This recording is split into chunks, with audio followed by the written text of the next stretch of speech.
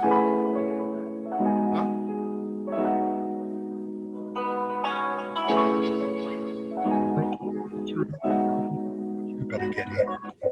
got back. All right. Good morning, folks. We are now live from the 13th ASEAN-Australia-New Zealand dialogue. This is being conducted online through Zoom. It is a much more scaled-down version of the dialogue, but it is a dialogue that is still happening. Apologies for starting a few minutes late. There were some connection issues, and I think we will kick off straight away with minimum fuss. And we will do that with opening remarks, first delivered by Mr. Harizal, the Chief Executive of ISIS Malaysia, and then by Prof. Simon Tay, who is the Chairman of the ASEAN-ISIS Network this year. Mr. Harizal, the floor is yours. Thank you, Thomas. Professor Simon Tay, Chair of ASEAN-ISIS, Penny Bird, Chief Executive Officer of Asia Link, University of Melbourne, and Simon Draper, Executive Director, Asia-New Zealand Foundation. Ladies and gentlemen, good morning and afternoon, really depending on where you are. On behalf of ISIS Malaysia, it is my pleasure to welcome you to the 13th ASEAN-Australia-New Zealand Dialogue, AANZ, and our first virtual session. It's nice to see that we have a good number of participants and role players joining from different parts of the region. As most are aware, this Track 2 dialogue is hosted by ISIS Malaysia on behalf of the ASEAN-ISIS Network with our dialogue partners, Asia Link and the Asia-New Zealand Foundation. As many would agree, this dialogue has in the past and will continue to play a key role as one of the very few focused Track 2 dialogues between ASEAN and its dialogue partners from Oceania. For the past 12 years, the AANZ dialogue has seen the commitment and participation of influential policymakers, practitioners, academics, journalists, and other thought leaders to deliberate matters of mutual concern to our region. Today, probably more than we have experienced in the past, matters of mutual concern take on added importance, given the state of regional and global affairs that requires immediate attention, as well as its impact in the foreseeable future. Ladies and gentlemen, all countries have been impacted by the pandemic, and we face both shared and diverse challenges. Understanding these variations and their nuances is important in successfully navigating the uncertainties. As these challenges continue to evolve and become normalized, attention has now turned towards the disruptive impacts of these issues to structural reforms, economic priorities, and domestic challenges in ASEAN member states, as well as Australia and New Zealand. While we prepare to return to some normalcy in the near future, God willing, with the success of people adjusting to what is famously termed as the new normal, and with the success of the highly anticipated vaccines, we ought to remember that COVID-19 has indeed challenged us to rethink the way we promote development, which always finds its way to impact international relations. To be specific, the pandemic has again reminded us that disruptive issues will influence how each country chooses to engage with its external partners and stakeholders. While it should bring countries together closer to fight a common enemy, we find at times it tends to drift countries further apart. For instance, we should be cognizant of the fact that occurrences in this region will be influenced by the evolving nature of major power dynamics, namely China and the US, which seems to be predicated on adversity rather than cooperation, even at the time of global plague. It is for this very reason, while facing a myriad of ongoing and future challenges and disruptions, discussions between all stakeholders must continue, although its scale is understandably reduced. We cannot stress enough how important this presents as an avenue to promote healthy exchange of ideas. I don't intend to take too much time away from the sessions that we have planned ahead. As a matter of preview, I'd like to share that this year's dialogue will be structured around 90 minutes moderated sessions and will feature both senior and emerging practitioners and academics. The latter in particular reaffirms this dialogue's commitment to provide a space for active participation by younger academics and other policy practitioners alike. I wish all the role players and participants a productive and meaningful dialogue. It is our hope that the outcomes of this conference today will result in actionable items to respective policy-making stakeholders, or at the very least, food for thought for future research and engagements. On behalf of ISIS Malaysia, I thank everyone for making the time to contribute to this meaningful event. Thank you. Back to you, Thomas. Thanks very much, Mr. Harizal. Prof. Tay. Thank you very much, Thomas. Allow me to join Encik Harizal by thanking all the organizers, including ISIS Malaysia, who's organized this on ASEAN ISIS behalf, and our friends in New Zealand and Australia. I also thank two of our colleagues and old friends from ISIS, ISEAS here in Singapore, the Youth Isha Institute, for joining us in this dialogue. Please allow me to share some opening thoughts. Certainly, I join Encik Harizal in thanking such a challenging year it's been for all of us, a multiple and complex challenge of interlocking pieces, a year of testing of our governments and our society and people at the national level, but also, especially in this context, a great challenge for our regional and global cooperation. And I must say that on some fronts, we as a region, we as a global community are not doing particularly well. ASEAN and ASEAN ISIS has tried our best. We've tried to work closer together, even as there has been so much more work. ASEAN, I think, is well studied. So in this small group, just remind how ASEAN ISIS has tried to contribute to this work. Early in the pandemic, we were managed to put up a memorandum to the leaders before their first specifically pandemic summit with ASEAN and the ASEAN +3, China, Japan, and Korea. Additionally, for the midterm review, we did a substantive amount of work and put this up again to the economic and foreign ministers, particularly to look not only at the midterm review of the economic and community integration plans, but to put it in the context of the pandemic, as well as various cross-cutting issues like climate, which also test our resilience and ability to work together for common concern in the future. And we still may have another dialogue with the ASEAN Secretariat, given that we were asked to give various comments for the Secretariat's own review of their work in bringing our region closer together. So in this sense, let me, in my third point, talk about a little bit about second point, where we are, I think. In terms of achievements, I think the year will be marked by a record of RCEP, the Regional Comprehensive Economic Partnership, which includes our friends in Australia and New Zealand. Has been a long time in the making, and hopefully will be digested and implemented quite quickly so it can be of help, not only to the original purposes of RCEP, but also to twin and link to our efforts at a national level to really recover from the pandemic and the economic impact. In other words, we link the previous economic integration agenda with our transformation and cooperation agendas. Secondly, as we end the year, I'm pleased to say that ASEAN, Australia, and New Zealand are all of the same voice in trying to work towards a multilateral vaccine effort.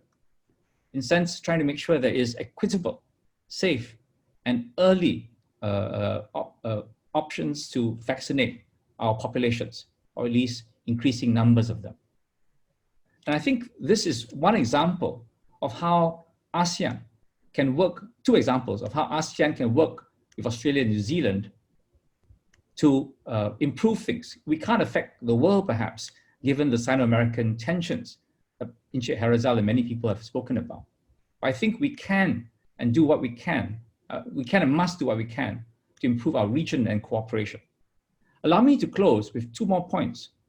One is that I hope to see in the coming year a real effort to reopen for people-to-people links. Of course, this must be done safely, with calibration, and progressively. Not all countries can be involved with this, but the first step should be taken. And then once proven to work, to be widened. I'm thinking not only of the business connections, but also of the flow of people to people, especially the students and young people in our region. And eventually, if possible, tourism. These are important to all our economies. And more than that, to our real people-to-people linkages, which really is a hallmark of the flow within ASEAN and also between ASEAN and our friends in Australia and New Zealand. Allow me to close. The world today is really marked not only by the Sino-American tensions, but a growing sense of protectionism in all our societies. Oftentimes, the protectionism would take social, religious, and us-them identities. Some of them will be wrong-headed about free trade and economic integration. I read with some dismay that RCEP was protested in New Zealand, where the benefits to New Zealand are very clear as a strong, open economy. In this sense, I really hope that each of us will try to do what we can to hold forward the flag that cooperation is always better than closure. In this sense, I think the real challenge for Australia, New Zealand, ASEAN relations is to match up to the challenges. ASEAN has been working very closely with China, Japan, and Korea.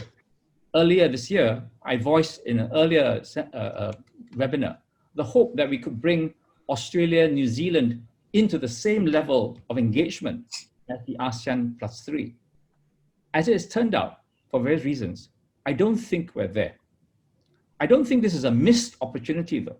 I think there will be more chances as we go forward in 2021, which I hope will be a better year.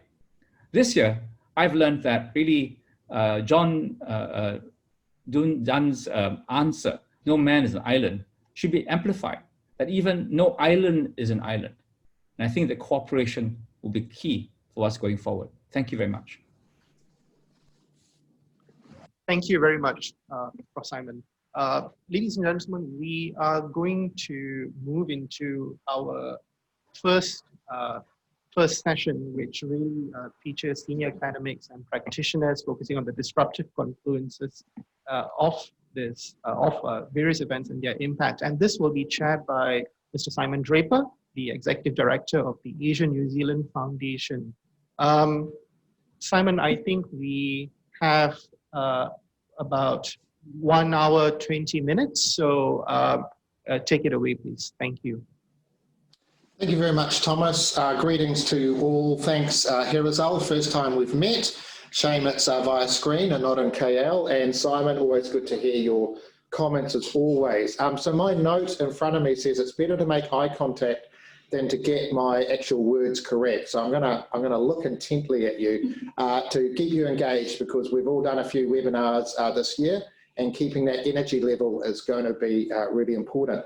So we had a preliminary ASEAN-Australia-New Zealand dialogue in July, when we were all sort of getting to grips with what was happening around the region.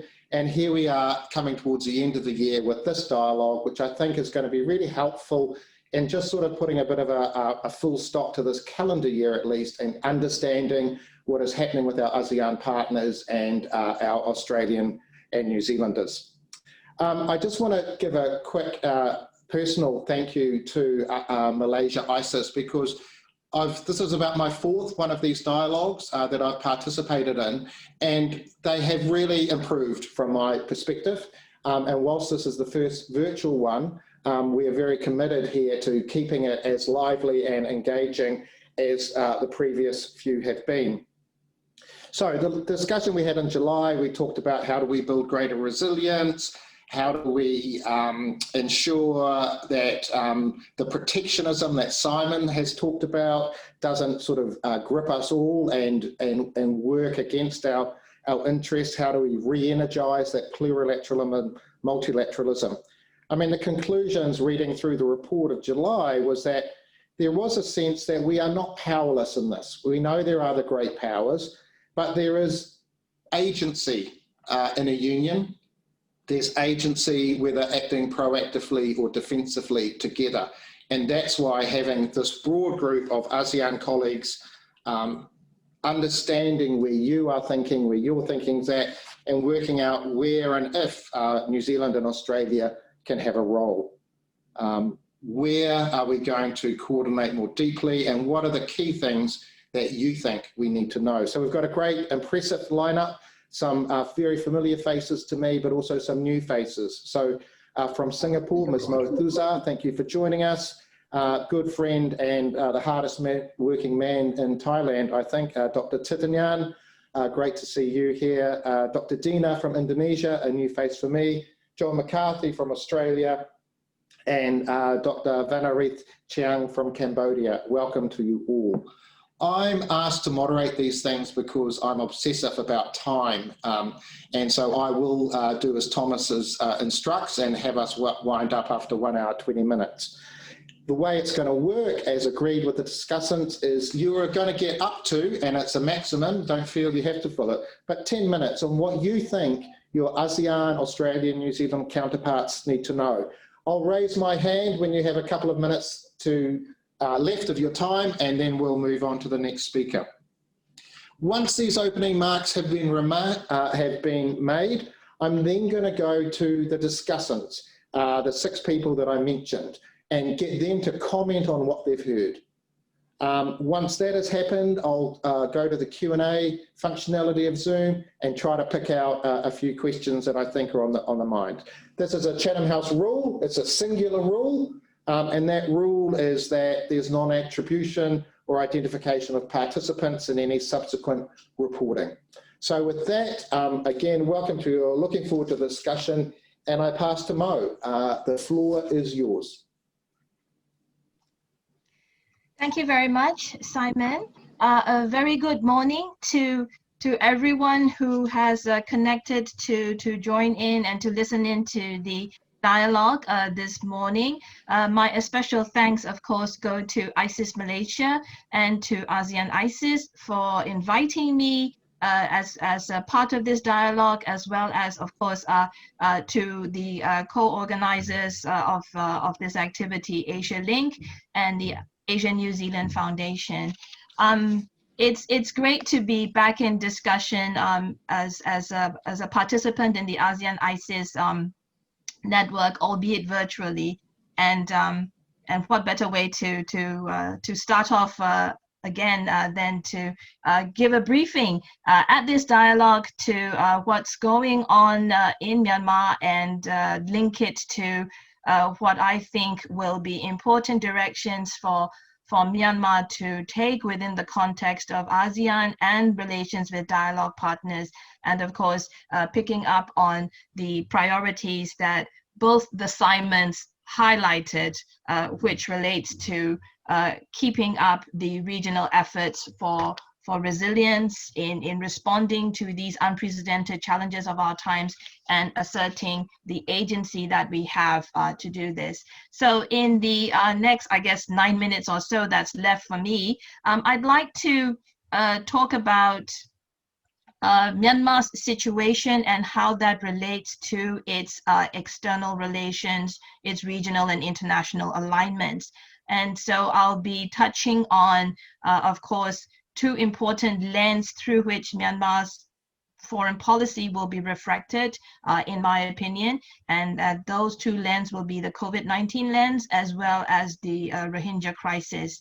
And perhaps a third dimension to that would be also how the internal dynamics of Myanmar's reconciliation in the political process affects its external relations as well.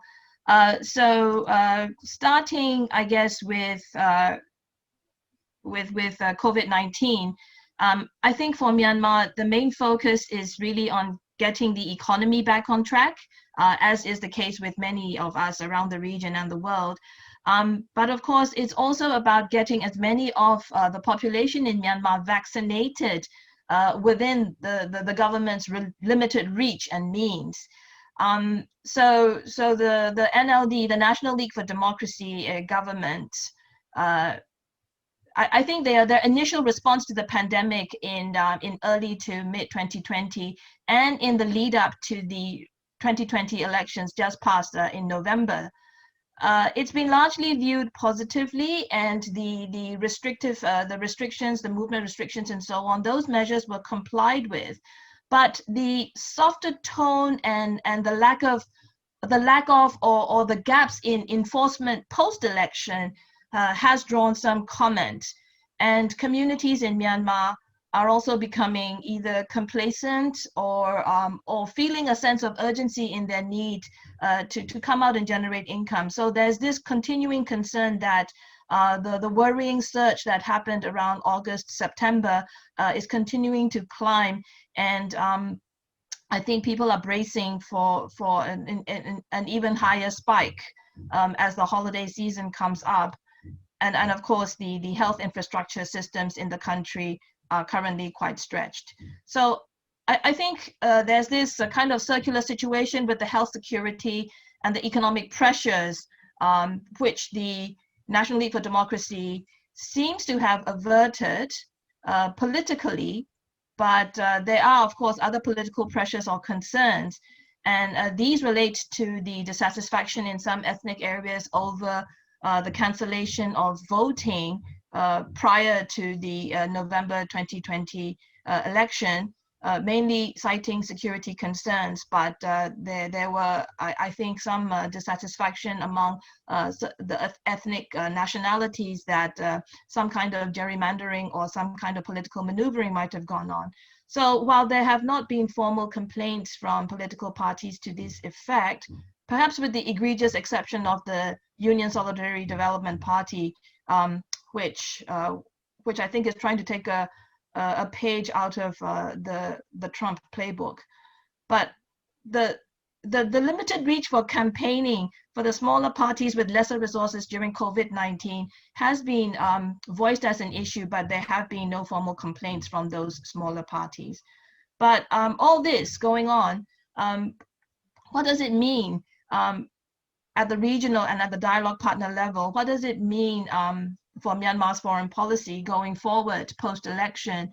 As I mentioned, I think Myanmar will need to consider its external partnerships and regional cooperation moves in the context of the COVID-19 response.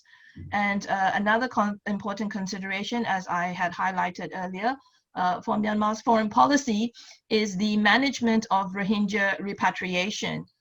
This is also linked in a way to the COVID-19 situation, particularly the movement and entry restrictions that Myanmar is implementing. In addition to the current security situation in Rakhine State, where the ethnic Rakhine Arakan Army is still making demands about its dissatisfaction of being labeled a terrorist organization. It kidnapped 3 NLD candidates prior to the elections and are still holding them based on this kind of bargaining demand that they have. And the military's role in all of this for security adds to the complexity of how the role of the military in Myanmar is viewed in the country. The recent vote showed that people, by and large, do not want to have a larger role of the military in the country's political life, a larger role than it already holds. But with the various armed conflicts still ongoing in certain ethnic areas, the overall security situation in Rakhine State, I think, really makes us think how civil-military relations in the context of national reconciliation will be interpreted. And that national reconciliation process also needs to take into account some healing after the ethnic political parties did not fare so well in the 2020 elections. So engaging them as participants in the policy and the political process, I think, will be as important as the dialogues of the nationwide ceasefire process. And so where do external partners come in for all this? And how does Myanmar exercise its agency? Of course, the elephant in the room, or maybe it's quite a visible elephant, is China. And I think Myanmar will try and balance China's moves, notwithstanding its COVID-19 mask and vaccine diplomacy. I think Myanmar will try to balance China's moves by stepping up cooperation with particularly dialogue partners like Japan, as well as ASEAN, not just in the pandemic context, but also for Myanmar's broader security and economic concerns. Myanmar's joined the WHO's COVAX facility and hopes to access COVID-19 vaccine from that. And therefore, I think highlights the multilateral cooperation aspect to this. And just very briefly touching on Myanmar's relations with the US under the Biden administration, that will also be another area to explore and adjust to.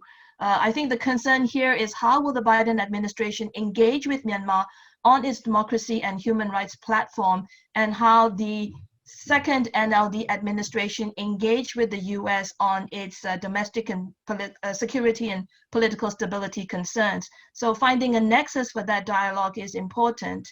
And of course, a point for optimism is that the Biden administration's foreign policy team are not exactly strangers to Myanmar. So I think Myanmar-US relations, from the situation of neither progressing greatly nor regressing that much over the last 5 years, I think now we'll have to see how this new chapter in the bilateral relation develops and unfolds.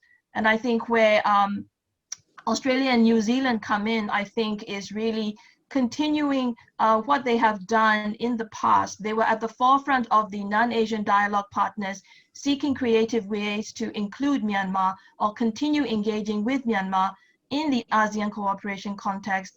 And the kind of soft power fronts that Simon mentioned in his opening remarks, I think, bear further consideration, as well as engaging more where they can in the economic integration front through ASEAN's multilateral economic initiatives. I'll stop here and perhaps add some more details when we have the general discussion.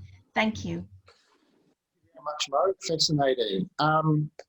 Jay, can you tell us perspectives from Thailand? The floor is yours. You're on mute, Jay. Thank you very much, Simon. Good morning and good afternoon to colleagues and friends across Southeast Asia, ASEAN, and Australia, New Zealand.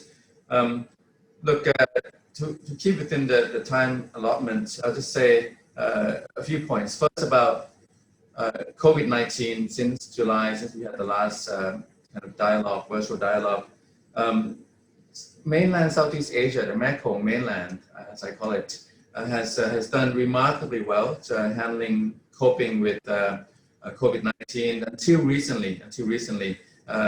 So, if you look at the coronavirus worldometers table, Thailand ranks 151. The total number is 220.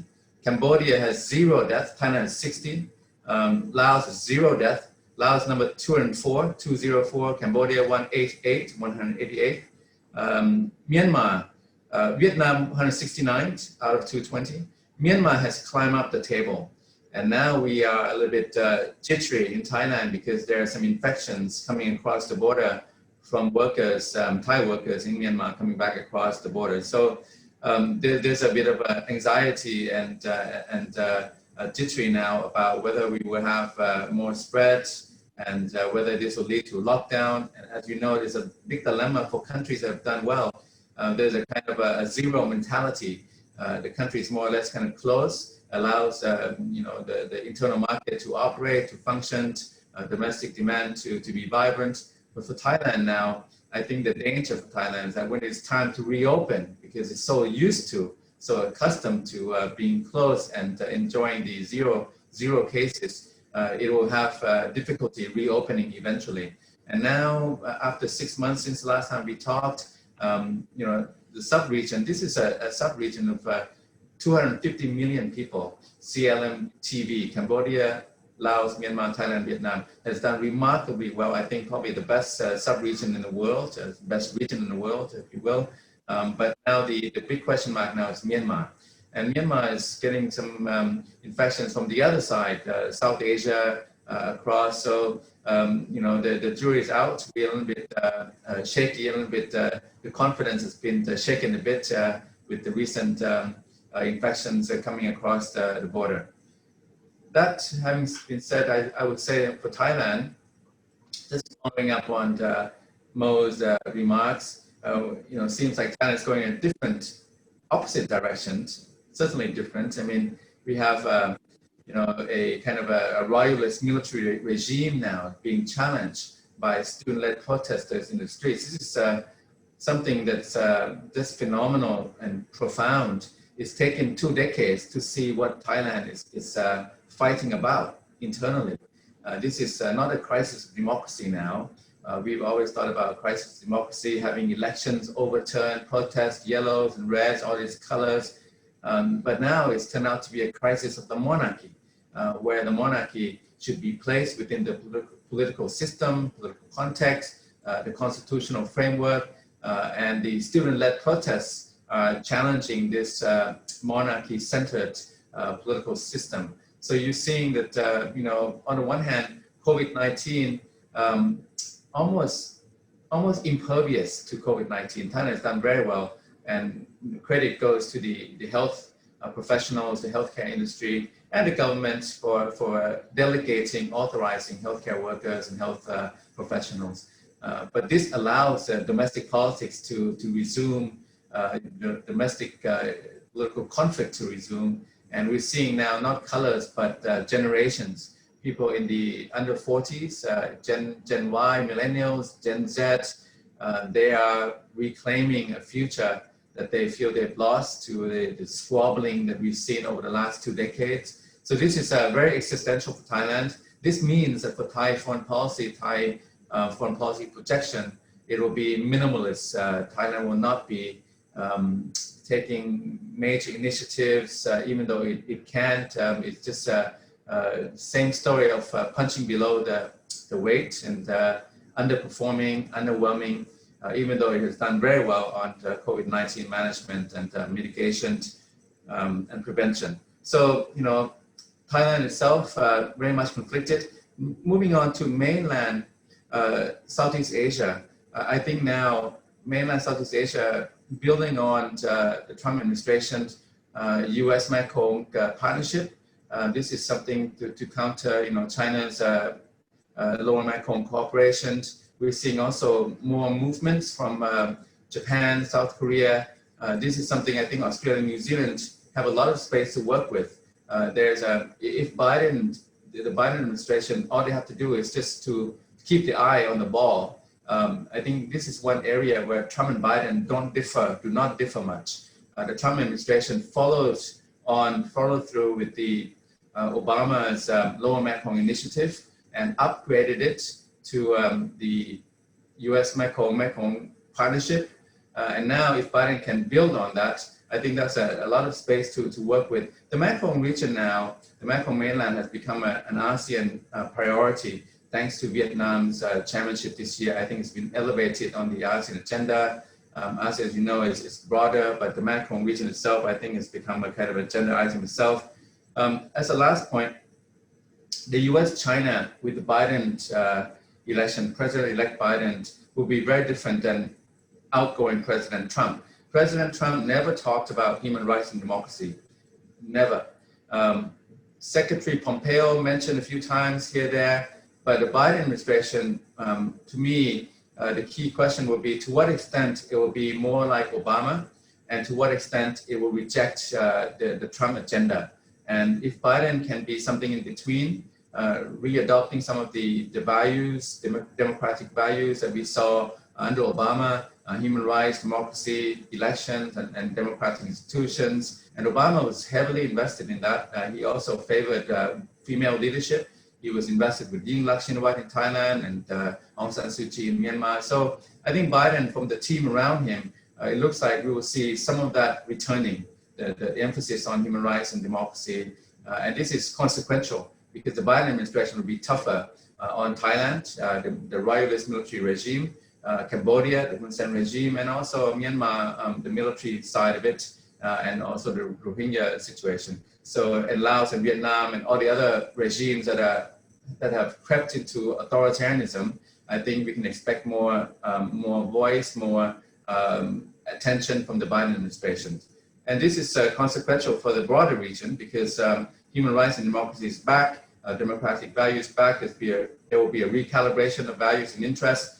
So I'm keeping my eye on this, and this is something for Australia and New Zealand to be, I think, be concerned about because if the priorities shift what does it mean for Australia and New Zealand? Thank you very much. I'll leave it at that. I don't want to go over time, and I'll come back. Thank you. Thank you, Jay. Fascinating as always. Thank you very much for your analysis and input. Dina, the view from Jakarta, keen to hear what you have to say. The floor is yours. Thank you very much, Simon Draper, and also the organizer. Excellencies, ladies and gentlemen, good morning, good afternoon to you all. Hopefully everybody's healthy. I'm going to discuss the COVID impact to the region, starting from Indonesia, and touch base a bit on ASEAN before moving on to the shifting situation at the global level, including Biden's priority in the United States and the potential dynamics that may affect our engagement in ASEAN and also with Australia and New Zealand. I would start with the situation in Indonesia. As you know, Indonesia is one of the largest country in ASEAN. So it's important to see how it goes with this pandemic.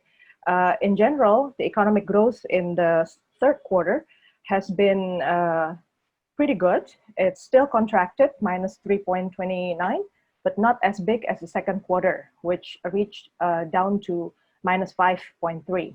So at the general level, we're improving. Nearly all sectors in Indonesia has declined in growth, with the exception in the agricultural sector. The agricultural sector have grown 2.5% year on year, thanks to the harvest time and the growth of horticulture sector. And there has been also increasing demand for products such as cacao, rubber, cloves, tobacco. But of course, aspects of livestock, for instance, has been declining. Other sectors have been poor. For instance, in the transportation sector, it's been declining really low, up to 16.7% year on year. Same thing with food and beverages, processing and construction is also seeing some decline. So as a country of 267 million in population and 20% of middle class, so that's approximately about 52 million people with quite strong purchasing power. We still see that over 80% of companies have been declining in their income. Medium and small medium enterprises has the worst impact, a decline of more than 50%. So this is affecting, of course, the situation across the country, and I bet also across the region. Overall, businesses who are vulnerable are experiencing bankruptcy. Some others can only survive in less than 3 months or between 3 to 6 months. So closing border has really bad impact to the economy. So as much as possible, the government of Indonesia is trying not to close borders and to restrict mobilities, even when the virus is not yet very much tamed. So moving on now to the point that given the situation, now we understand that rebounding from the crisis is really, really important.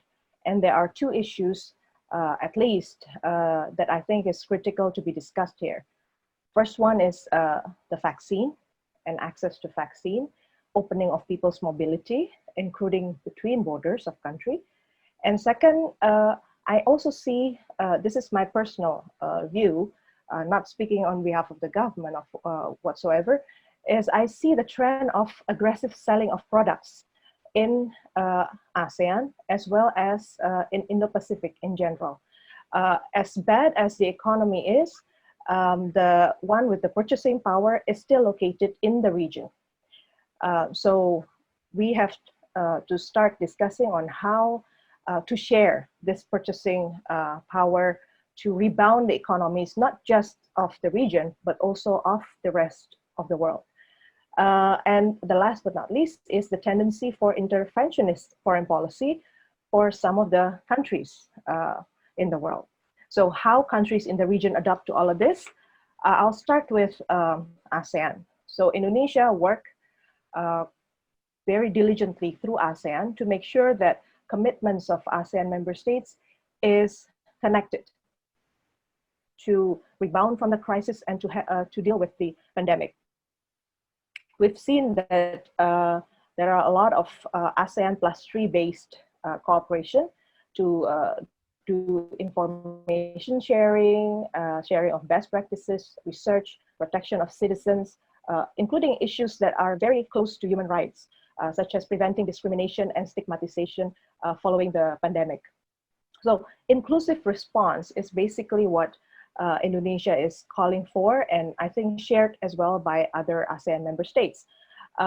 It's very much understood that connecting value chain should be at the forefront of innovation within ASEAN. The formation of ASEAN COVID-19 Response Fund should be applauded. This is one way, at least, to support detection, control, and prevention of COVID-19 transmission, as well as to enhance and to elevate cooperation in research and development activities. I think this is a very good starting point, not just about COVID itself, but if in the future somehow this kind of disaster that emanates from viruses will happen again, we actually already have a framework to start with and some funding to start with. And we appreciate the contribution of Australia and New Zealand to the ASEAN COVID-19 response funds, both in funding as well as protective equipment and testing supplies. Now moving on to the what I mentioned earlier, that the region in general, because of our lucrative trade and mobility, natural resources is also located in this region. Basically, what makes our, okay, let me repeat, my connection unstable a little bit. Okay, so because the situation, what has been described by earlier speakers as relatively good situation in the region, is thankfully because of all of this richness to the world. This is not just seen as resources for people in the region, but to the rest of the world. So just before COVID outbreak, there's a bigger regional framework now being labeled to our region, Indo-Pacific. And because of this pandemic, we actually start seeing that more and more countries are coming to us. Our region will be much more crowded than ever in terms of economic demands as well as political dynamics. I was mentioning about the potential of increasing pressure to aggressive sellings of products coming in from external parties to the region. Let me see how US development approach in Indo-Pacific, for instance, yeah? On the one hand, the political and security side, we are all familiar with. I'm not going to talk about it. But in terms of economic aid, development aid, you will notice that funding will fall into projects such as on natural resources, on management, energy security, combating transnational environmental crime, infrastructure development, cybersecurity partnership. All of this involve a large investment of money to develop products, and that will then either be used here or be exported abroad. And if you see the lineup of Biden's Secretary of State secretaries, particularly those relevant to foreign policy, such as the Secretary of State, Antony Blinken, John Kerry as a special envoy on climate change, or the Minister of Defense, Michelle Flournoy, for instance, though she is still being debated whether she will be actually selected. You notice that the issue of addressing global warming, making sure that standards of urban living, biodiversity, standards against pollution, it will be imposed, if I can use that term, to our region. So we have to be prepared if the media attention would start to be driven into that direction. The EU, on the other hand, is also getting more diligent on coming to Indo-Pacific. They also set EU-wide strategy on Indo-Pacific, and member states of EU is also approaching this region. Various multilateralism is coming, but with development projects behind it. And again, the issue is the issue of green energy, blue economy, improving logistics. Everything is based on how can they penetrate our markets. China approach. Dina, just 30 more seconds, Dina, if that's all right. Okay, thank you. So that's in general, China is doing the same. So, and so as a close-up, and this is also already my last point, we are actually experiencing common challenge globally. So what is good in Asia is also seen as an asset, not only for the region, but also for the rest of the world. The challenge of aging, technology, and pandemic disruption is creating pressures to economy and jobs across the world. So what I suggest we discuss is to nurture and share the sharing of production in emerging economies instead of just us as market. And second, we have to start talking about peace by empowerment instead of peace by just capacity building for the sake of being in the global value chain. Last but not least, the promotion of green and blue economy must be inclusive and leave no one behind. And by no one behind, I mean vulnerable citizens, not just countries. This is not talking about G to G level, but P to P level is just as important. Thank you very much for the time. Very much, Dina. That's great. A lot of content in there. We're now going to hear from our friends in Australia. John McCarthy, the floor is yours. Well, thank you very much indeed. Okay, we seem to have a slight sound problem, but we'll try and remedy that. Okay. I'm waiting for the nod. Yep, all right, I'll just work on and try. Look, I think probably from an Australian perspective, looking at the region, and I will leave the whole issue of how we deal with COVID in the region aside. But if you look at Australian preoccupations this year, like everybody else, it's been COVID. The second preoccupation has been how to deal with China. And we have, I think, depending on which part of the political spectrum you look from, we have a pretty mixed scorecard on that. Let me just run through my perspective, which is not necessarily the same as that of the government. The Chinese have taken a number of actions in the region, all of which you'll be very familiar with, which have met with an adverse response here in Australia. I think Australia has, because that's the way our politics work, I think has hit back in a number of areas which the Chinese find offensive. But I think if there is a criticism of Australian policy, it's not that we have responded with some note of aggression to some of the Chinese steps that have been taken, particularly in relation to trade and in relation to cybersecurity issues and penetration of our political system. It is that rather that we have done far more in response than is strictly necessary to further our interests.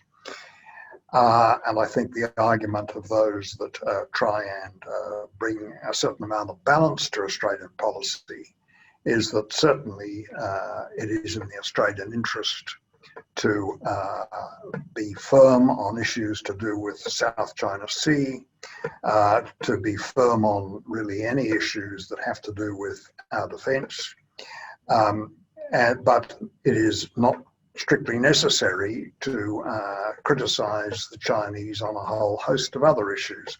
The main example I think I would give is taking the lead on the inquiry into the origins of the COVID virus, in which we initially at least pointed the finger very hard at China. I think that was, against our national interests and was really the tipping point in all the steps that the Chinese have taken against us in the last 4 or 5 months.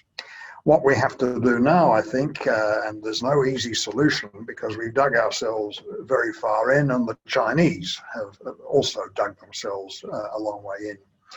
But I think there is a strong view here that if we can have a cooling off period and say a great deal less, and I think certain people are trying to encourage the Australian government to say less, and then wait to see what the possibilities are of some cooling off between the great powers when Biden comes in, that's probably the best course for the time being. But I don't think there's any magic answer. I think we're in very bad shape with the Chinese, and that's going to continue for a good while.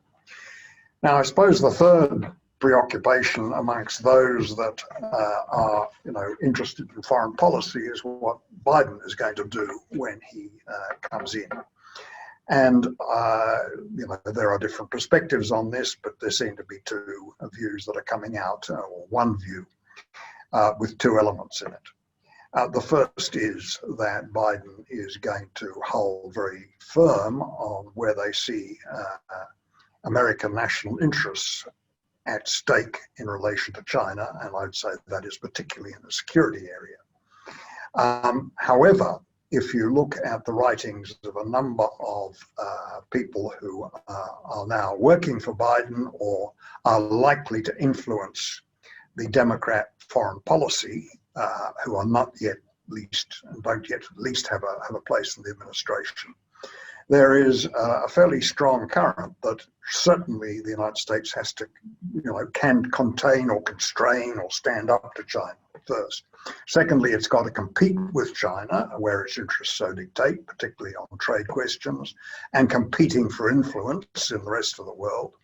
But in certain areas, it's in America's interest to cooperate, and that's particularly areas such as nuclear non-proliferation, COVID, and of course climate change.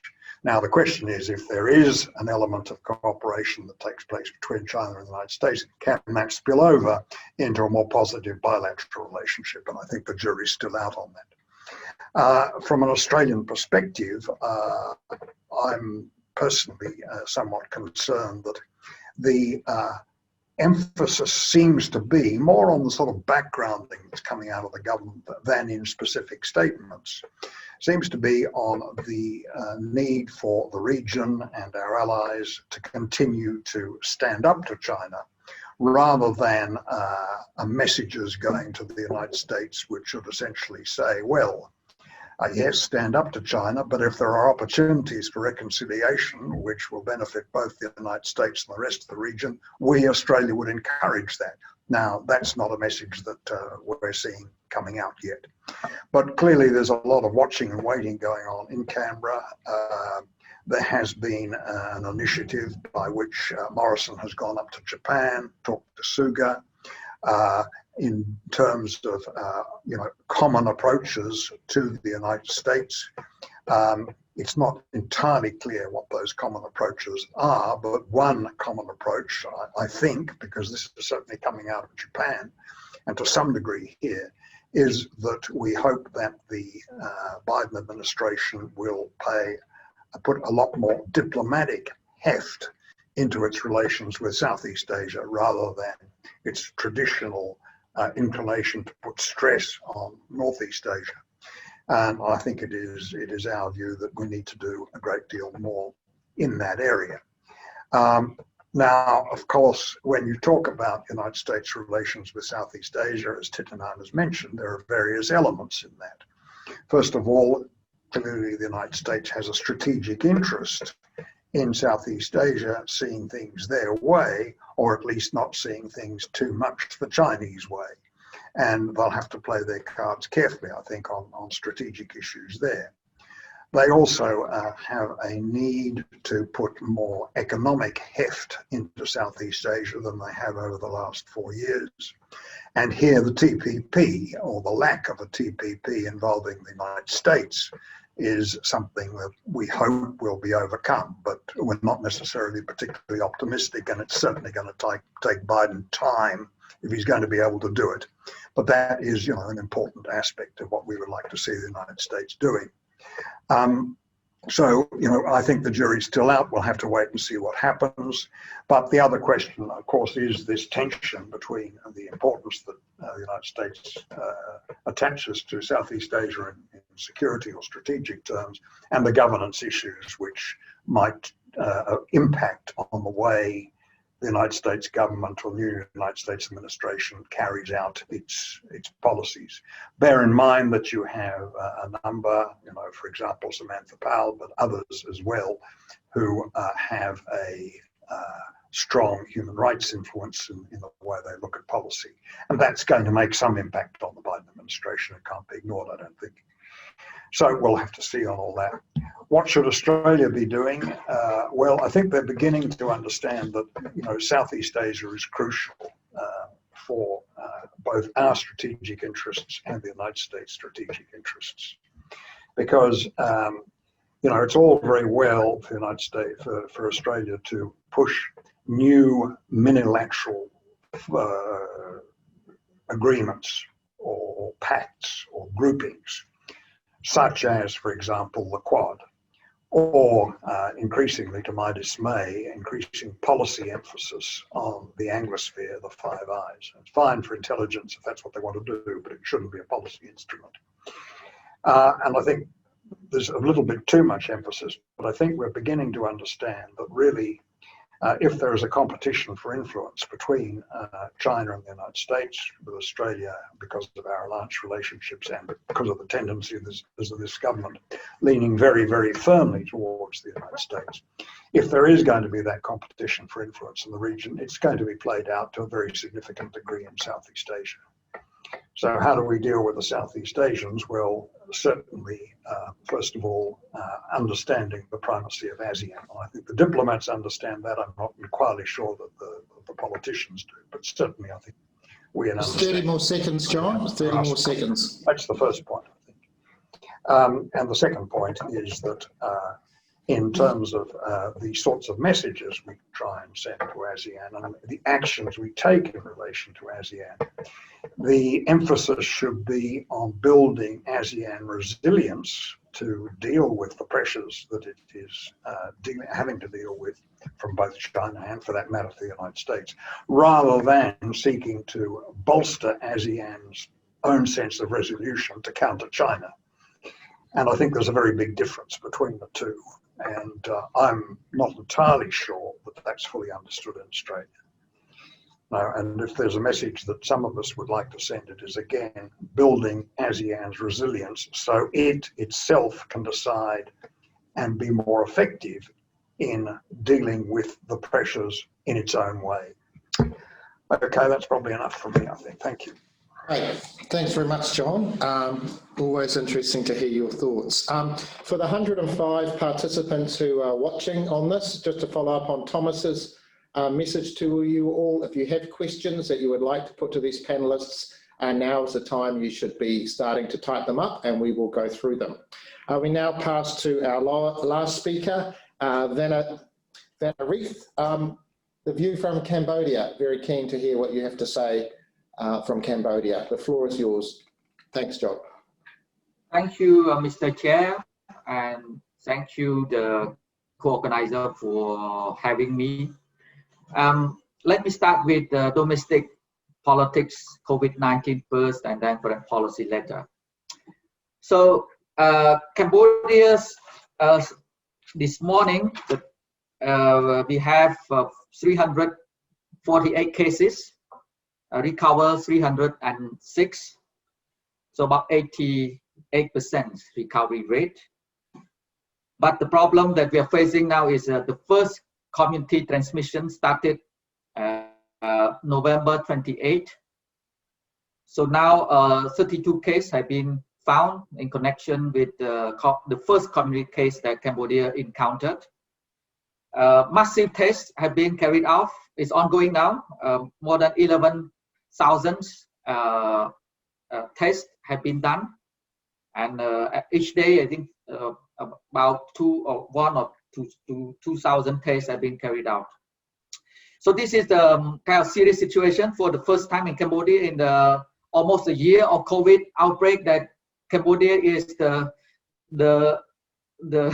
the country experienced the first community transmission after months of only imported cases to the kingdom. And the COVID-19 have affected seriously the economic, social well-being of the people. It is estimated that it will be contracted by 1.9% this year. That is a Cambodian calculation, but according to the Asian Development Bank, it's 4%. So still a wide gap of forecast when it comes to the GDP growth of Cambodia this year. Hundreds of thousands of people have lost their jobs, and the tourism sector, which is the key kind of drivers of economy, have been hit very hard. In addition to the textile industry, construction sector. So, so this really affect the kind of economic prospect of Cambodia, which envisioned to achieve higher middle income country by 2030. The domestic political dynamic also complex due to the arrest of some supporters of the opposition party, which was dissolved in 2017. And some of the leaders of opposition party pledged to return to Cambodia on January 4th. This may create another wave of political instability and tension in Cambodia. When it comes to the state capacities in responding to the crisis, we could see that the government have taken stringent measures in order to curb the spread of the COVID-19 and to prepare for the economic recovery, including some of the measure in terms of economic recovery plan is to speed up digital transformations. So recently, the government issued the e-commerce strategy in order to facilitate or to support the e-commerce industry in Cambodia. And the government is drafting the digital economy master plan or policy framework.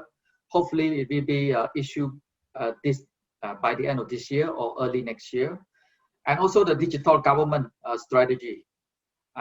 So this is kind of the development of ecosystem to support digital transformation in the phase of economic recovery. On the foreign policy front, Cambodia is supposed, it's the chair of ASEAN this year, but due to the COVID-19, postponed it to mid next year. So that is the highlight of Cambodia foreign policy.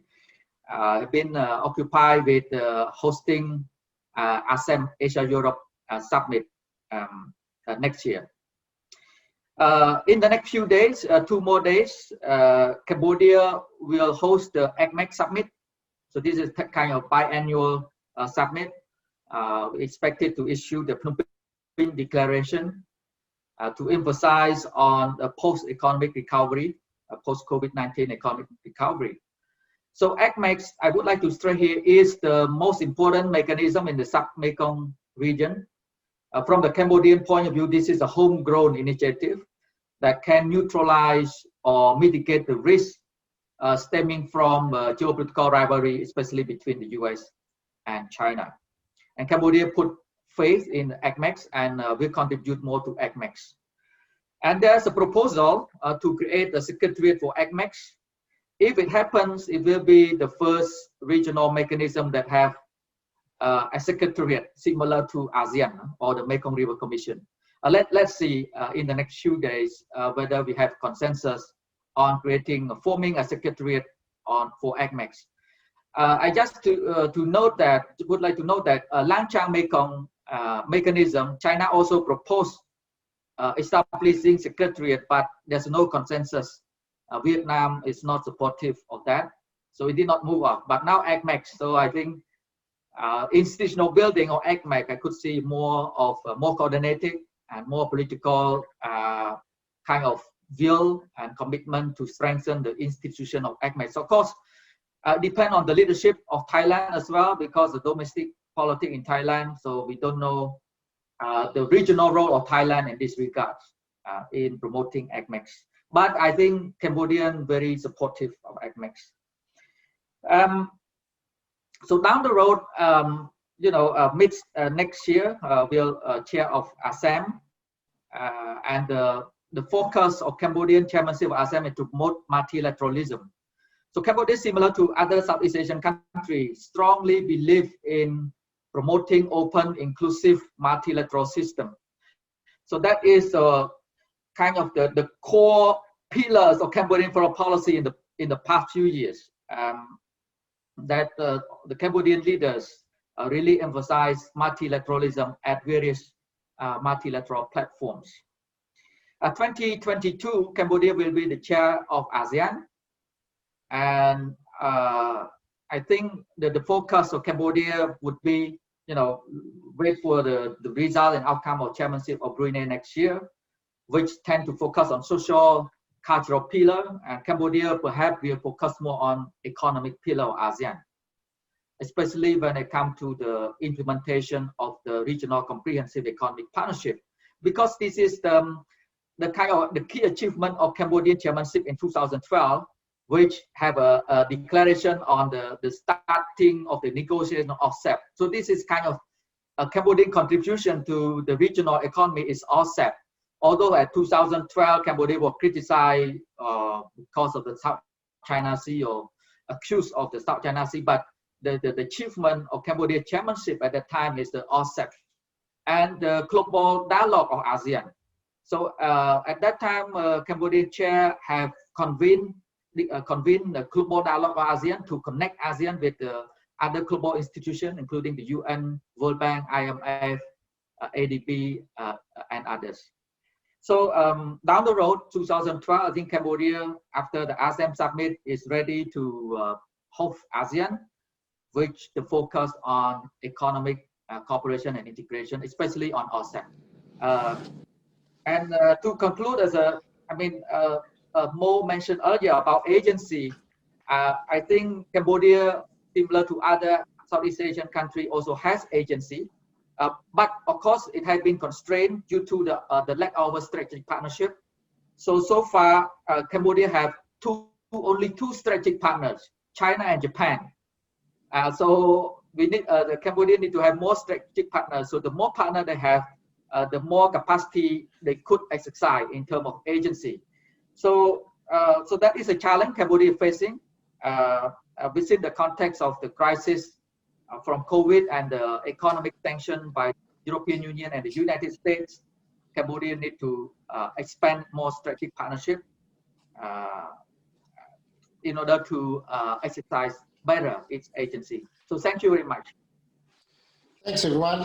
Thanks for all the comments, really fascinating. So now we have just 20 minutes to have a bit of a Q&A. We've got a few questions here that have come in that I'll address towards the end, but I really want now to give the opportunity for the discussants, if there's something they've heard that they want to pick up on, something that they want to query, probably the best way is just to raise your hand and I will come to you. But I'm also going to invoke our moderator's privilege, which is a new thing that I've just invented, which I just have a couple of questions which I'd like to put out to you, just following up on some of those conversations. So there are two questions. One relates to where we were in July and where we are now. So in July, we were all talking about travel bubbles, travel corridors. We're going to go from A to B first, and we were going to do that and then spread out. In New Zealand, that conversation has died. What we're just talking about now is vaccine delivery and when everything sort of opens. So I'd be interested to hear from our ASEAN colleagues around what is your thinking? Are you looking still at bubbles? Or are you just waiting for a vaccine and then what is that time frame? And the second question I have is we were speaking with an American diplomat recently who said the best thing for a country like New Zealand to do with the incoming administration is have your ask ready. That this administration will come in January, they won't really be ready until about July. And if you're a new administration coming in, it's helpful to have an ask. What is ASEAN's ask of the incoming Biden administration? Is it possible to sort of distill that for us? Now, I had a raised hand, I think, from Stephen Leong, but he's not one of the discussants, I think. So are there any other questions that the discussants have that they want to ask their colleagues before I open the floor to a response? No, I can't see anything. So has any of our ASEAN colleagues got any responses to travel and US asks? Jay, thank you. You're on mute. We are in a similar situation as New Zealand in Thailand. Having coped and managed and more or less kind of prevented COVID spread pretty much throughout the year with minimal death toll and a lot of recoveries and so on. I think we are in a similar dilemma, which means that no travel corridor now. I think there were some talks of it with Singapore and this and that, but the apprehensions, anxieties are just too great at this time. And the vaccine also makes it a little bit moot, the whole vaccine discussions, because now that vaccine is coming on stream, the timeline, I think for us, the Thai government has purchased some orders and so on. So we're looking at second quarter next year, maybe a little bit later, third quarter. So I think the vaccine will make the whole travel corridor talks a bit irrelevant and moot. The other question about Biden, I think, is a good one. I mean, U.S. administration, they have to be careful in Washington because after George W. Bush, we had Obama, which charted a very different path. And we heard when Obama was president, that the U.S. is back. This thing about the U.S. is back, we've heard before. And so after Obama, we had Trump, very unilateral, very inward-looking, and all of that. And then now we have Biden. So to me, the question will be, how much will Biden be Biden? And how much will Biden be more like Obama? And how much will Biden be anti-Trump? So we're hoping that Biden will be Biden, meaning that he will recalibrate and maybe pay a little bit more attention to a degree on democratic values, human rights, and so on. Very important for a country like Thailand, even Cambodia. And I would like to hear a little bit more from Wanderit about the domestic political situation in Cambodia. Also, this is consequential for Philippines, for Laos, Vietnam, Myanmar. So how much is Biden going to be Biden, adopting some of the values agenda? But at the same time, we need Biden to be a little bit like Trump, which means standing up to China. So, if Biden can navigate somewhere in between, this is probably the most optimal outcome we would like to see. Thank you. Fantastic. Thank you, Jay. Any other comments? Mo, Vanarith, Dina, John? Yeah, Mo, floor is yours. Thank you, Simon. I think I'm going to second what PJ said about bubbles versus vaccine, and also expecting what we can out of the Biden administration. The thing about bubble, I think, speaking from the Myanmar perspective, and of course I don't pretend to know what's going on in the minds of people in Naypyidaw, but I can give a good guess. They tend to, I think, buy into this notion of somehow protectionism, in the sense that the initial cases that landed in Myanmar were so-called quote unquote imported. So I think there is this kind of natural pushback from citizens and communities in the country that, the community spread is not that much, but we're getting all of these from people who returned. And so I think there is a need to kind of manage or balance those very narrow attitudes. But because Myanmar is now number 3 in ASEAN in terms of caseloads and casualties, it's approaching the 100,000 mark for infections. I think the kind of negotiation the travel bubbles is going to be something that needs to be balanced with the vaccine access, which, again, as PJ said, it's going to be sometime in the second half, or if not the first quarter, second quarter. So I think there's still a big uncertainty around that, and I agree about expectations for the Biden administration. I think what countries like Myanmar probably need to do is to start putting out the quiet diplomacy engagement feelers on getting to know its counterpart to the Biden administration and putting its interest for that kind of sustained or continued engagement for resilience on the table before I think the Biden administration comes up with its own priorities with regard to democracy and human rights. And I'm saying this with a point of concern because the 2021 to 2024 dialogue country coordinatorship cycle, according to the schedule, Myanmar's up to be the country coordinator for ASEAN-China dialogue. And we need a certain level of capacity building for that as well, similar to when Myanmar was due to take up the 2014 ASEAN chairmanship. Thank you. Thanks very much. Okay, I'm going to take a couple of questions now that have come in. I'm also going to very shortly try to get Stephen Leong to ask his question if technology allows, but whilst I'm waiting for that, a question came in about ASEAN's advice to Australia in terms of dealing with the current relationship deterioration they are facing with China. What is ASEAN's advice to Australia in having to navigate this great and growing power? Dina, Benarith? Yeah, Dina, floor is yours. Thank you.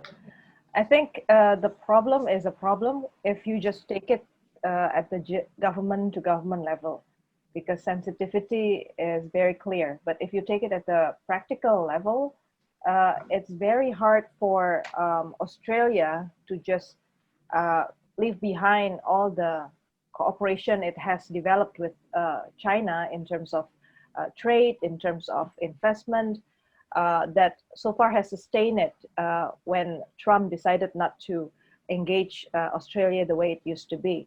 So I think following your question earlier about what can we ask to Biden's administration is, I think it's critical for us to make him think whether U.S. administration can refrain itself from taking matters to U.S. ally hands the way they think it is, given that there are so many players nowadays in the region, and that the situation globally requires recovery, and shifts cannot be done, with easily just as you flip your hands.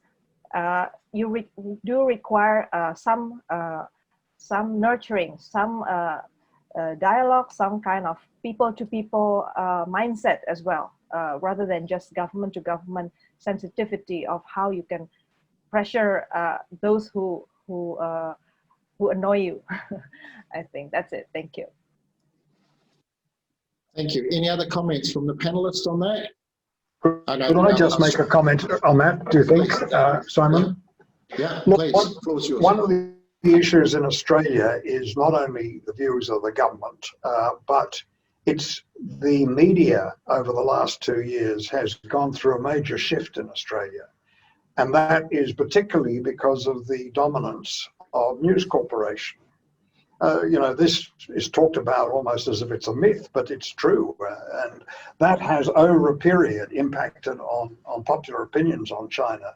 Now, some of those popular opinions are quite justified because the Chinese have behaved appallingly in some circumstances. But the antipathy towards China has gone further than I think can be justified by their actions, particularly if you take into account that it's only recently probably that Australia has come under the Chinese gun more than a number of other countries. So I think it's mixed, but I think we'd very much value hearing how other countries, particularly in the region, have dealt with China, and I suspect the answer is more skillful navigation than we have been capable of undertaking. Yeah, it does appear that the Australian gift of Rupert Murdoch is a gift that keeps on giving, John. So, I mean, it's a very big issue. Can one company do as much as they have? The answer is yes. Yeah. Now I'm going to try this. I'm not sure if it's going to work, but Stephen Leong, you should have the ability to ask your question now. So if you can hear me and you are able to speak, now is your time. Thank you. Thank you for the opportunity. Stephen Leong, ISIS visiting fellow. All countries involved, ASEAN, Australia, New Zealand, facing this huge problem of pandemic impact. But I'm particularly concerned as a ASEAN member country with our neighbor in Thailand. And I say so in a very positive manner. In terms of Australian comment about ASEAN building up resilience and so on, not only Thailand facing this pandemic problem, but it has a huge political crisis that is going on.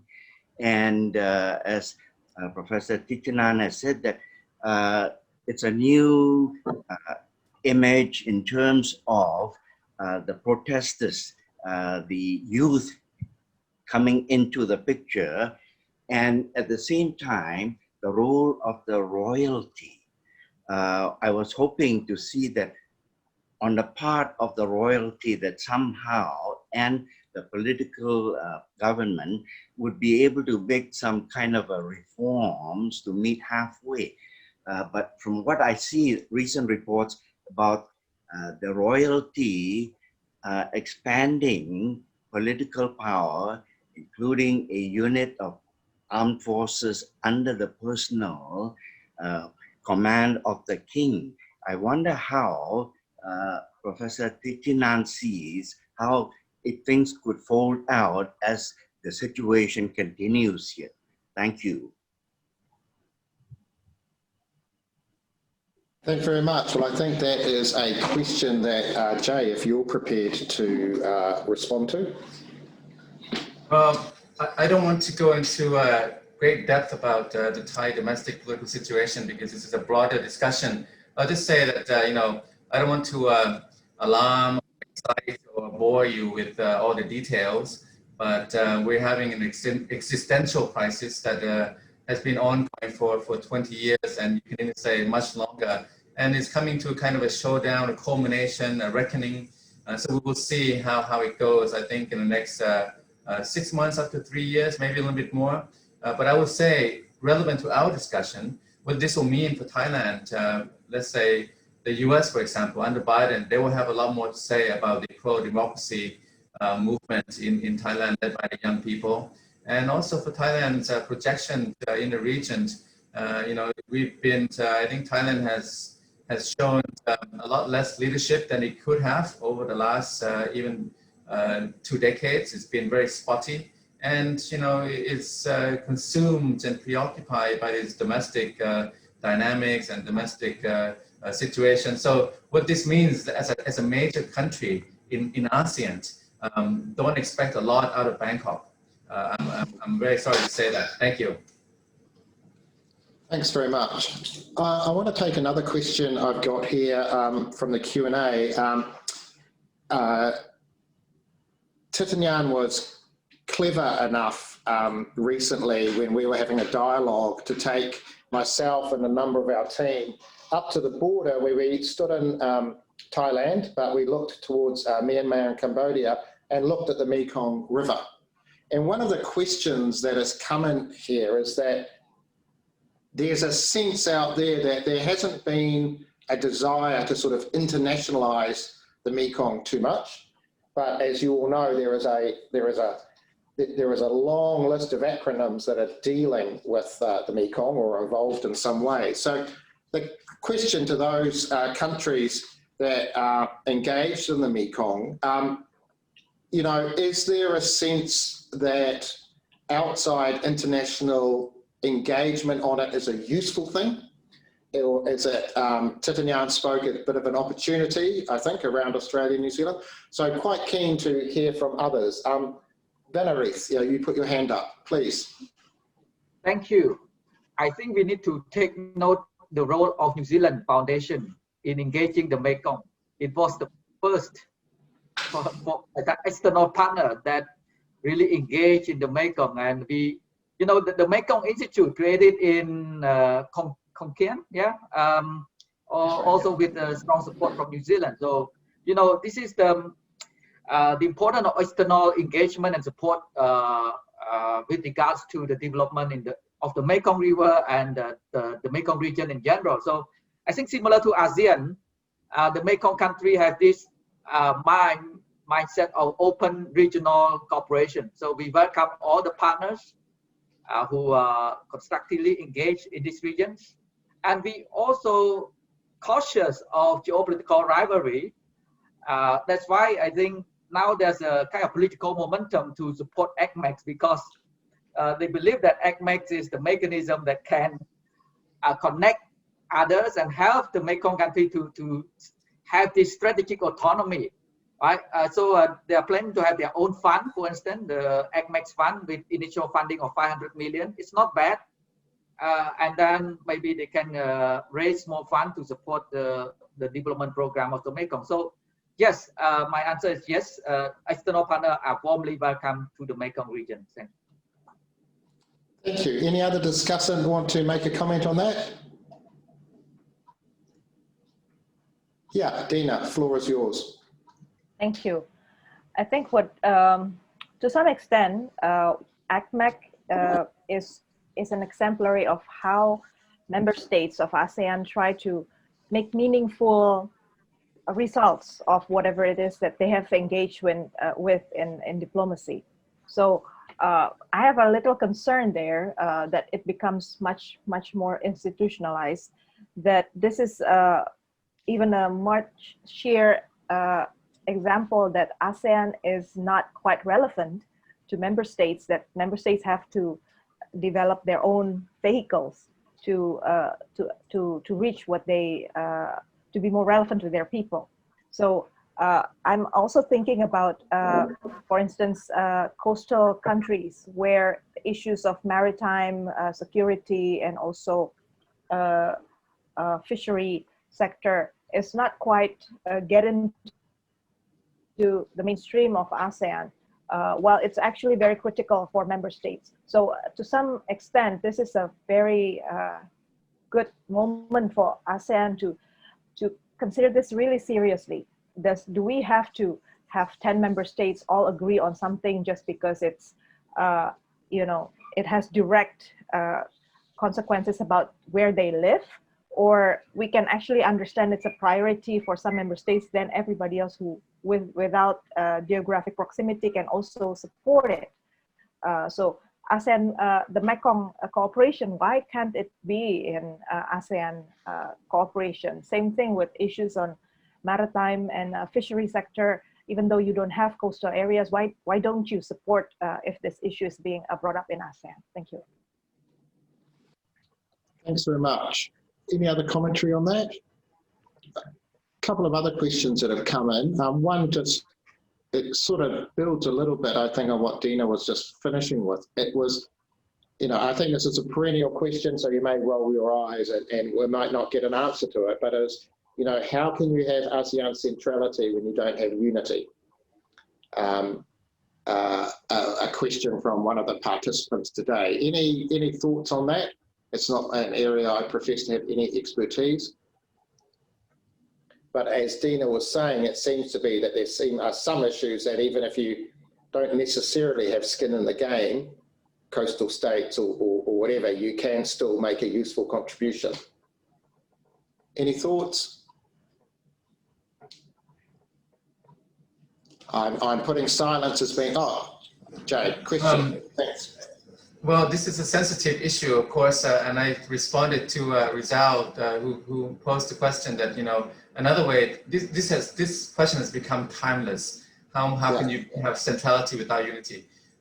So another way to put it is that, you know, how much unity does ASEAN need to have its centrality on an issue by issue basis? So it depends. And we have to, you know, there was some controversy, and I would like to hear maybe from Singapore colleagues. There was a Singapore diplomat, a retired diplomat, who suggested that perhaps ASEAN does not always have to be all 10 voices at the same time. and you know, maybe it could be ASEAN minus X literally on certain issues, or maybe ASEAN less than 10, fewer than 10. You know, so I think this is where the debate is. On the one hand, does ASEAN always have to be 10? On the other hand, ASEAN has been able to, this year with RCEP, last year, 2019, with AOIP, ASEAN Outlook on Indo-Pacific, it has been able to still come up with the goods in a limited fashion when the chips are down. So it's really hard to say. I do think that some pressure should be imposed to collectivize the ASEAN opinion or ASEAN standpoint and position. Otherwise, you know, there's not enough unity to have the intended centrality. Thank you. Thanks very much. It seems to, I remember one of my previous bosses, Simon Murdoch, used to say, don't let the perfect be the enemy of the good. And it seems to me that that can often be the case if you're trying to get a whole group of people lined up. The final question I've got, which I think is sort of timely given we've only got a few minutes left, but it goes to exactly what we're doing today. And it's a question about digitalisation and building resilience in an economy. And it's this question about, you know, if COVID hasn't fundamentally rewritten the geopolitical dynamics, it has certainly accelerated some trends we were seeing. And one of those trends is what we're doing now, the digitalisation of the economy, digitalisation of communications. And I think all of our countries have moved further down the digitalisation curve than we had expected. The question I've got is does this translate to a greater conversion of transnational movement of data and international collaboration when it comes to cybersecurity? Any of the discussants prepared to have a crack at responding to that?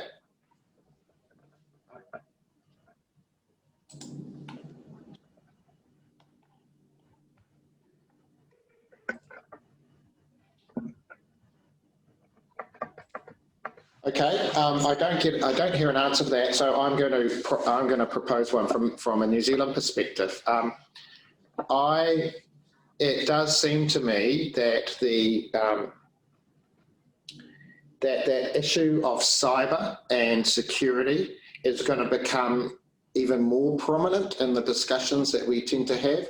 Sitting as a small Five Eyes partner, we are increasingly hearing of the Five Eyes being used for a whole lot of other economic or political things that we think are, you know, New Zealand is very cautious about. But I do think what we are hearing is that if you're looking at decoupling when it comes to the United States and China, that it's very unlikely a lot of the supply chains will decouple, but cyber may be one of them. And that's going to mean that the sort of, not homogenous, but the very fragmented world we have where it's, you know, Apple versus Google versus Facebook could become much more sort of geopolitical. And for countries like New Zealand, and I would hazard for ASEAN countries that are very integrated to the Chinese and the US economies, a trend that sees a division on cyber and cybersecurity is just going to be another tricky thing to navigate. And I think it's particularly going to be hard to navigate because it's such a technical one. You know, we can sort of understand a lot of the issues we talk about, but when it comes to the technical side of cybersecurity, I think that's going to pose a real challenge, which I think is a good way to end this first session, because we now are going to soon have the young bloods coming on, the young digital natives to whom cyber is much more familiar, I suppose. So what's going to happen now is, first of all, I want to thank the discussants for everything that they've brought to this. Look, we all know that meeting in person is preferable, in my view at least, to meeting by digital. But I think we gave a really good effort to try to keep this as close to the real thing as we can. And that's only because people came prepared and were able to answer and prepared to answer some quite tricky questions. What's happening now? So thank you all very much. I'm giving you a virtual clap.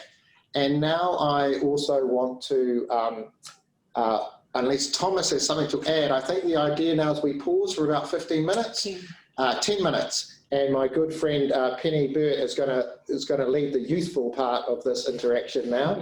And thank you all again for making the time and effort. And I look forward to following the rest of the discussion.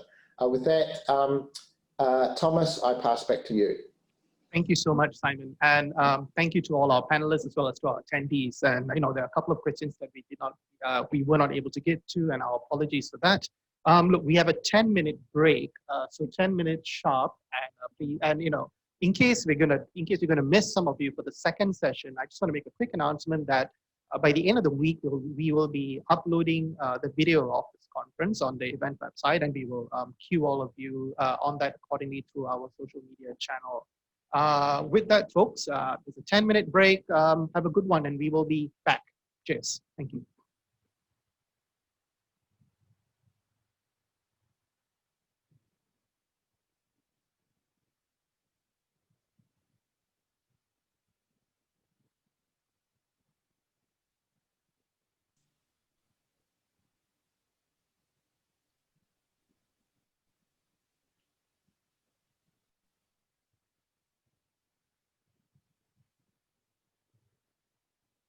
On to see. Oh.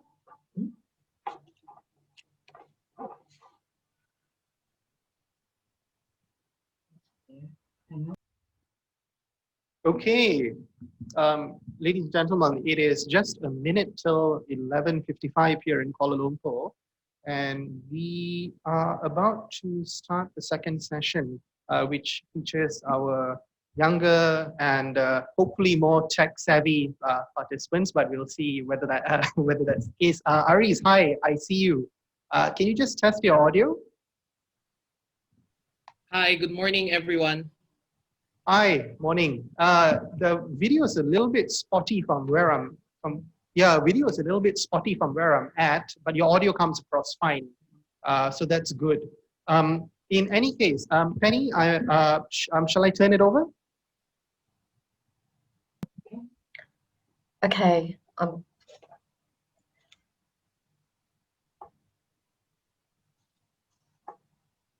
Thomas, when you're ready.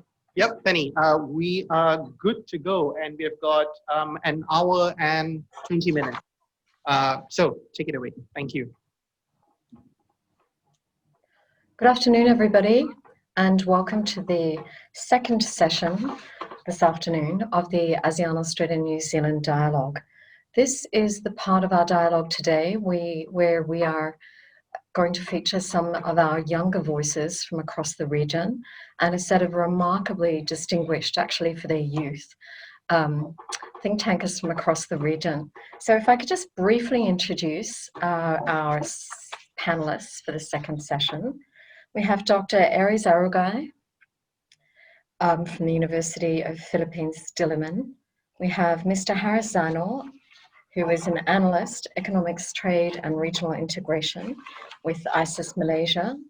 We have Ms. Jessica Wow from the Singapore Institute of International Affairs, Dr. Hong Li Tu, who is a senior analyst with the Australian Strategic Policy Institute in Australia, and Mr. Lester Koo, who is Group Director, AUT International at the Auckland University of Technology.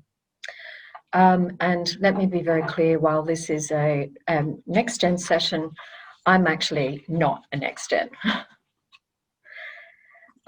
This afternoon, for this part of the discussion, rather than having set-piece presentations, we actually wanted to really have a curated conversation here, kicking off with a series of questions that our panelists are going to address, some of which have been touched on briefly in the earlier session, but to try and bring forward a range of differing perspectives.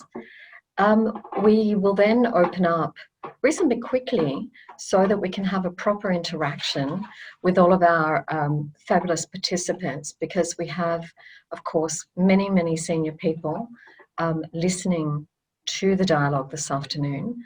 And we would very much appreciate having your questions and having you bring forward some of your perspectives.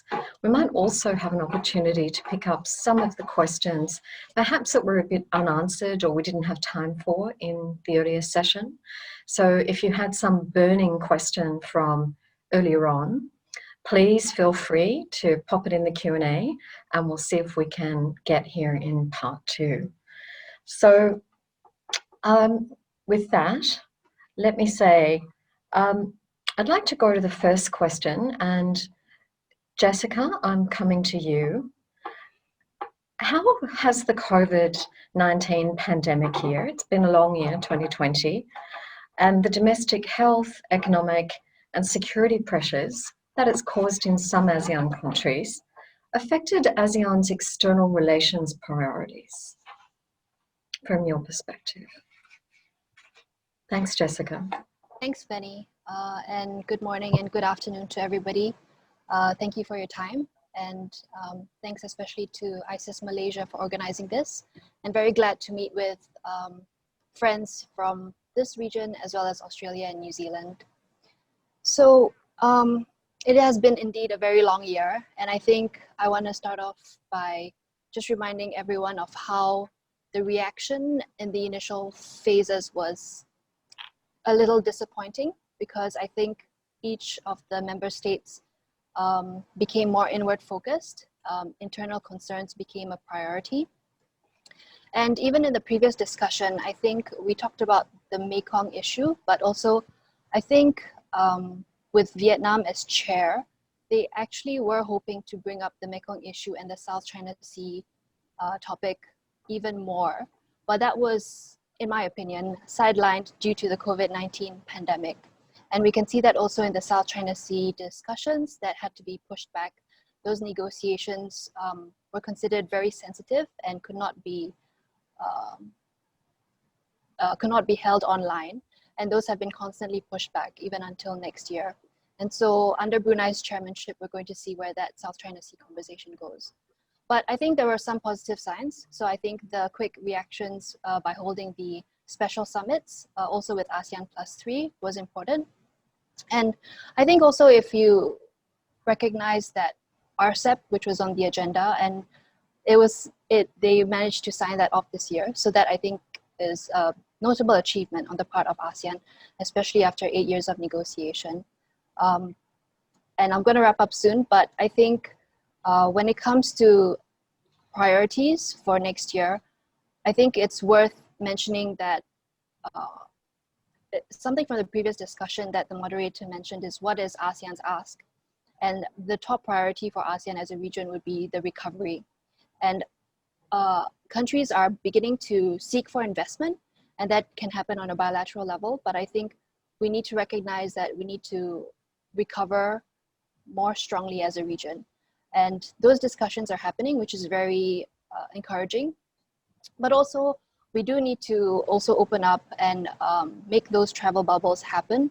A vaccine is not going to be an immediate fix, and that's going to take a while to distribute. So we need to have discussions surrounding travel bubbles as well. Thank you. Thank you very much.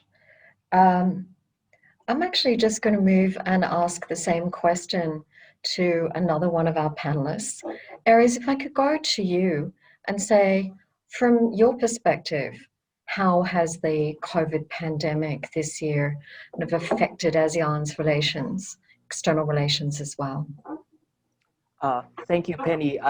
Good afternoon and good morning to everyone. It's a pleasure to join this panel and still pass as one of the younger voices, because I do think I'm the oldest of this very young and nice group of next generation think tankers in the region. But going back to your question, I do agree with what Jessica said. It's weird that the pandemic, which is a transnational issue that requires a lot of cooperation, has become the greatest collective action problem for the region. While it seemed to be more rational to act in concert, we see the knee-jerk reaction of domestic states, not only in being, I would hazard the word nativist, but very domestic-oriented, but also to the point of the way it relates with other countries in seeking for their pandemic responses. And I do know that the Philippine response has been defined by its unilateral approach to different countries in search for help, particularly with the vaccine.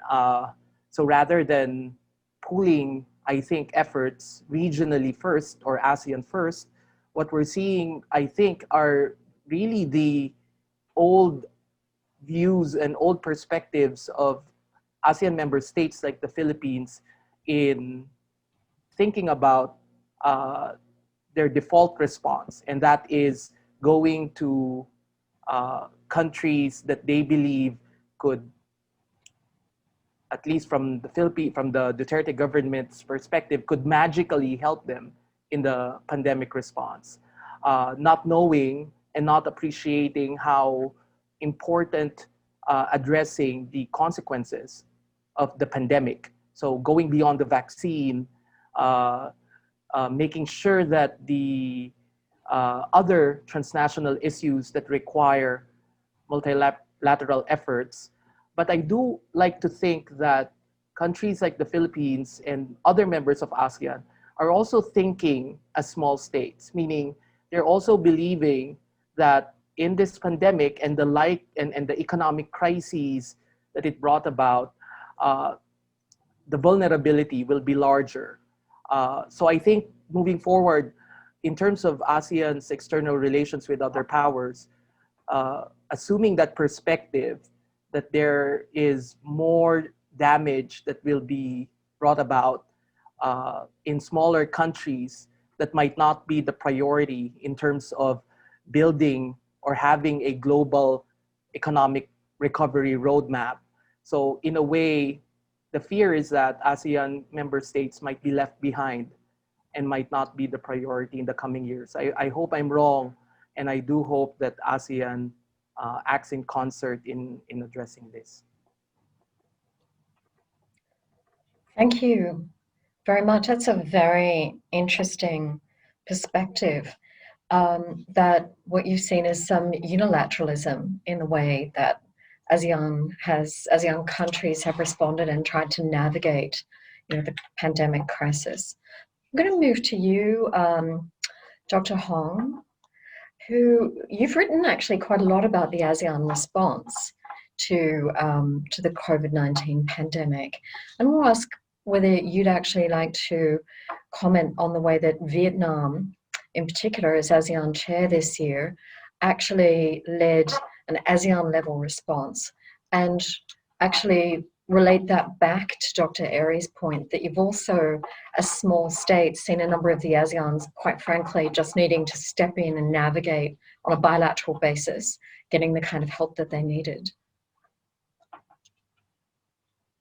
Thank you, Penny, and thank you for the invitation to join this annual dialogue. It's a pleasure to be with you all. I think it's been the longest that I haven't been traveling back in the region, and I haven't seen many of you, so it's very good to be connected, to stay connected.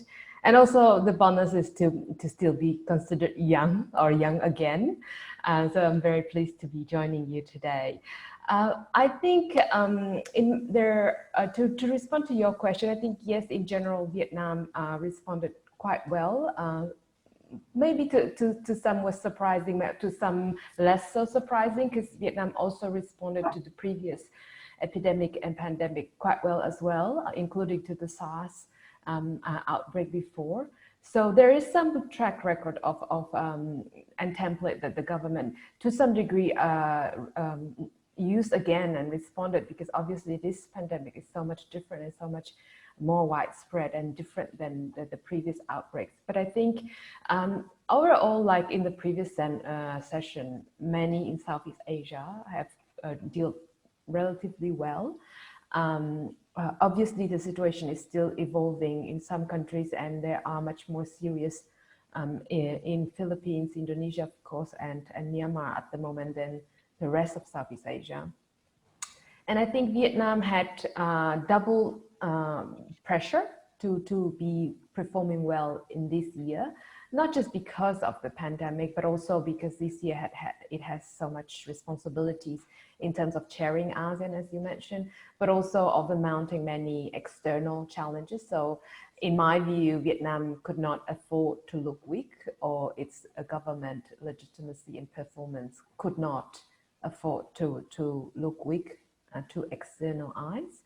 And also, you know, to the internal eyes as well, as Vietnam is gearing up to the next Party Congress early next year, January, so a month from now or so, in which it will decide on the next 5 years, not only of the key position in leadership, but also key policy guidelines and directions.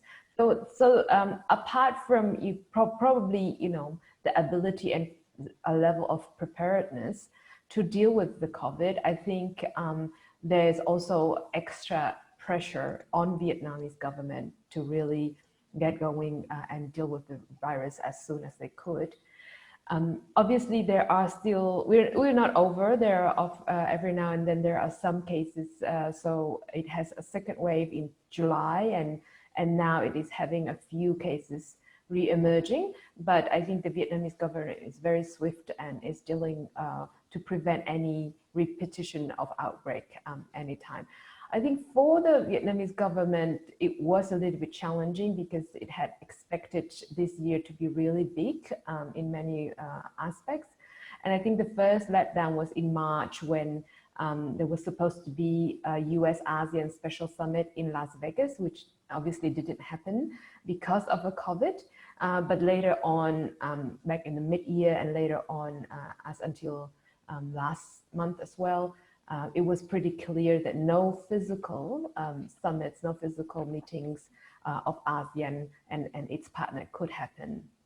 And Vietnam had prepared, you know, quite a lot for that to happen. So that was quite an disappointment. But in terms of collective response, I think, like my co-panelists have said, in the first phase, it was very much internal. Quick response, national response rather than international response. And we know that from Australia as well, that when it came to response, it was state responses rather than federal response. So it goes to really, you know, basic units of leadership and decision making rather than regional. So it would be very hard to expect from ASEAN to have a very quick and fast response on the regional level, especially that the outbreak has developed so differently in different countries with different timeline almost. But there was expectation, of course, because ASEAN has been gathering and talking about potential pandemics and responses to health crisis for a long time, right? But I think where the ASEAN comes together and where Vietnam's role as a chair was to guide the post-public health crisis to more towards the economic recovery. So what is still ahead of us as the public health crisis is now unfolding, I think what is much longer term and where ASEAN can really and should really work together is the economic crisis, because nobody is going to be able to recover on its own. Even Vietnam, who's doing that well, or Singapore, the two countries that have probably most optimistic economic prognostics of recovery, are not going to be able to recover on their own. And I think that's the real challenge, that how it is going to be long term, and that the region will not be able to be back to function as normal, let alone recover from this widespread crisis if it's not a collective response. So this is the real challenge. So the good news is, you know, overall on a global perspective, Southeast Asia has dealt with relatively effectively. But the bad news is still a lot ahead, and that's probably more challenging. So because the recovery is also not synchronized in time, so it's going to be very difficult to synchronize the collective responses. But that's that can't be avoided because, as I said, no one can recover from it alone. Thank you very much, Hong. I think you've raised an incredibly important point about the next phase of recovery. And I was actually going to ask Harris, who's an economist and focused on these issues, if he wanted to comment on where he saw some of the priority areas for the economic cooperation you flagged is going to be essential for ASEAN in this next phase to get through in recovery. Harris, over to you. Yep, sorry, I was having trouble unmuting myself a bit there. Yeah, Penny, I think I'm going to have to somewhat disappoint you so early on in this webinar. Is that although I'm attached to the economy department, it's not one of my main research portfolios actually to be looking into the economic matters. So I'm afraid that perhaps I could delegate to more learned colleagues here about responding to the economic question that you posed. That's absolutely no disappointment at all, because I think we have plenty of people who are happy to talk about the regional economy, Harris, at any point whatsoever.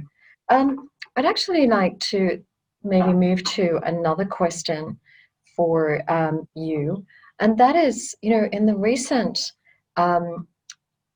Institute of Southeast Asian Studies survey, so the ISIS survey, Japan was actually ranked the most trusted power by the Southeast Asian survey respondents.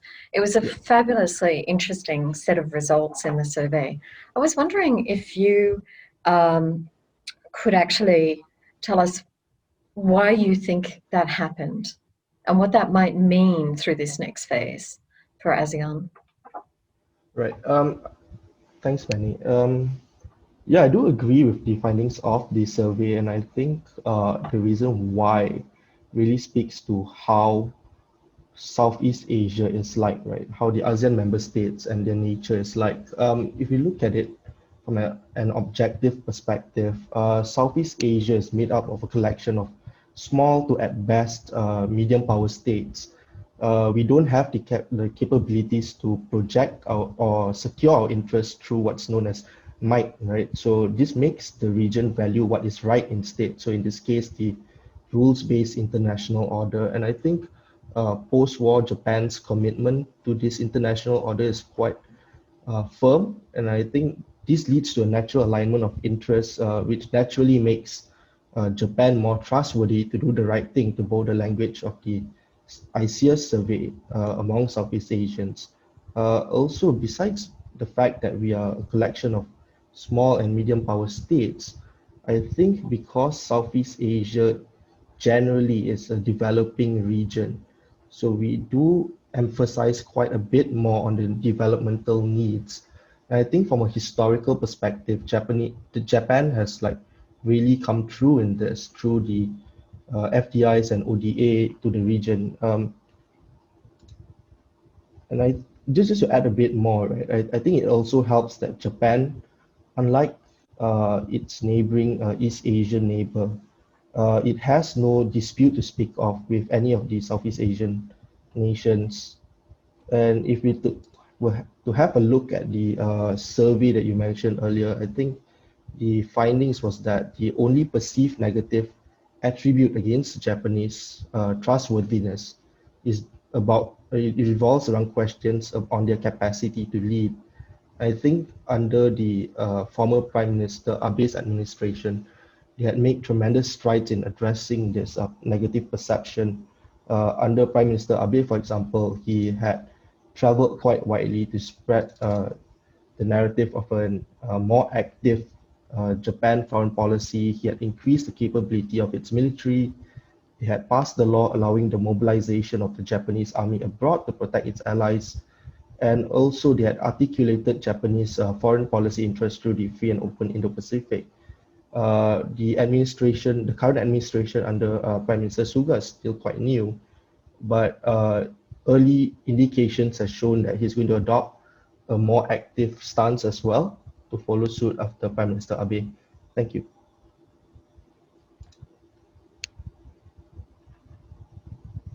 Thank you very much. I think it's very interesting, actually, and relates to a number of other topics. I'd actually like to come back to Jessica and say, given that perspective on Japan from ASEAN, what do we see as the role of middle powers actually across the Indo-Pacific? There's been a lot of discussion of middle power diplomacy and the importance really of other countries across the region showing up while the US and China are in a deeply competitive situation. What does that really mean, this middle power diplomacy, from your perspective, or perhaps from a Singapore perspective? And what are the implications of middle power diplomacy in the Indo-Pacific for Australia and New Zealand in particular? Thanks, Penny.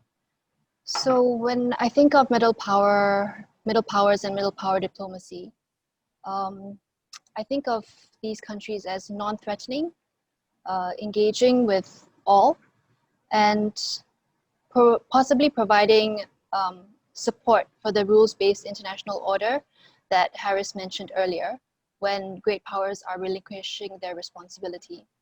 And some of these efforts can be seen when it comes to, for example, vaccine diplomacy.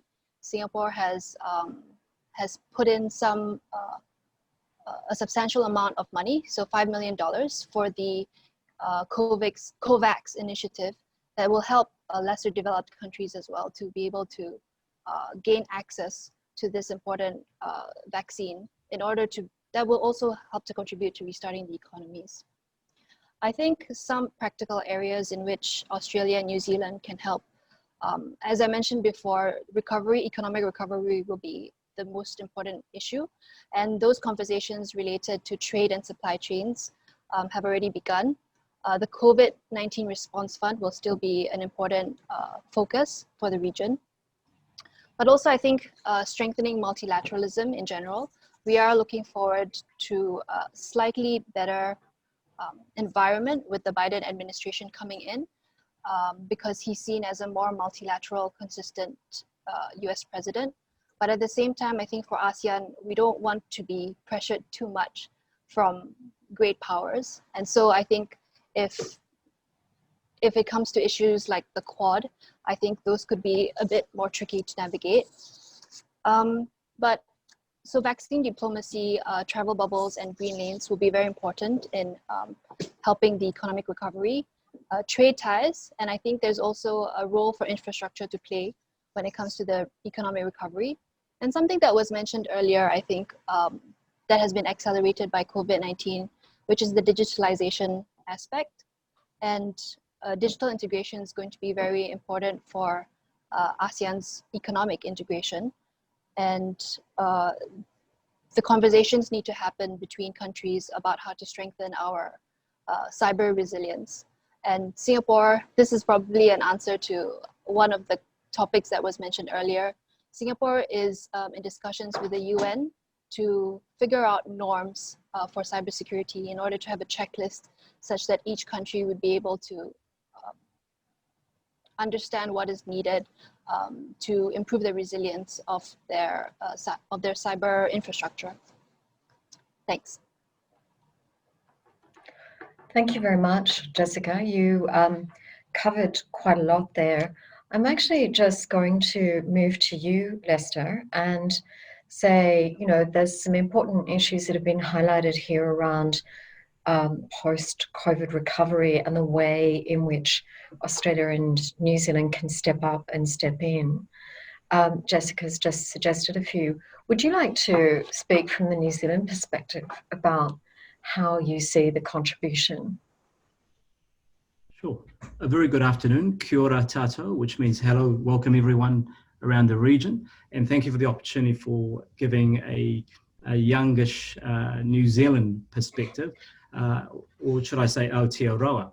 I think one of the key sort of elements from New Zealand is a very, I guess, a small power, but also known as a country that delivers on what it promises. So in terms of a post-COVID recovery and engagement, I think what you'll see, and you've seen already, particularly in the new Labour majority government from New Zealand, is a lot of diversity and inclusion. And so you will see the Foreign Minister, Nanaia Mahuta, very clearly talking about the importance of her Indigenous background, the Polynesian influence around the region, and the importance of values that we attach around that. And that we are happy to have a very, I guess, recalibrated, a very engaged but principled approach. So you're seeing New Zealand still being very much engaged and wanting to work with our ASEAN neighbours, and important, all the things you've heard earlier today about centrality, unity and so on, that's all important. But New Zealand has a part to play as well, particularly in the areas of collaboration and in terms of trade, whether it be economic. There was talk before about Japan, and if I can sort of touch on that as well, and New Zealand is similar, albeit in a smaller power base. Japan's part of the Quad. It's able to balance both the Chinese and the US superpowers. I think New Zealand has a unique position in that respect as well. Now, we can have principled discussions with China. We can be independent, and we can speak on our own behalf, but also add to that consensus. So we don't always have to sign up for a joint statement with the Five Eyes. We can be independent, we can have similar language, but be ensuring that we adhere to our values and principles. And particularly if you're looking from a Te Ao Māori, a Māori world perspective, it's about the collective rather than individualism. So in some ways, if you look at Te Ao Māori, the Māori global view, it's quite similar to an ASEAN view, which is about the collective, about unity, whereas a Western view is built very much on the individual. So I think New Zealand has a significant part to play, albeit in a small power base, but an important one, particularly in a more fragmented geopolitical context.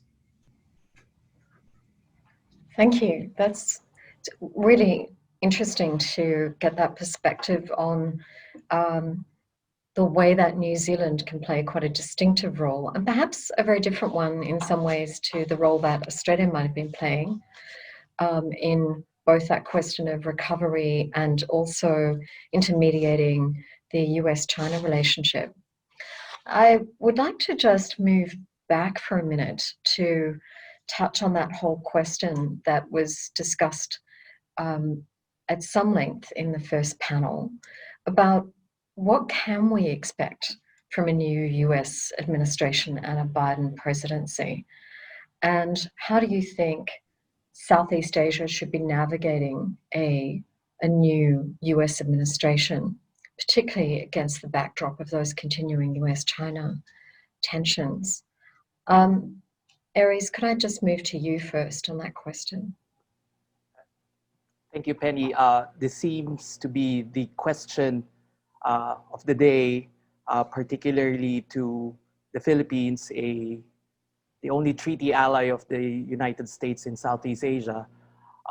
This question is quite tricky, and in fact, some of us Filipino academics have been in touch with our counterparts in the United States in trying to somehow provide some form of advice, both in Washington and in Manila, in trying to see whether a new Biden administration can be quite helpful in the very challenged and strained US-Philippine alliance.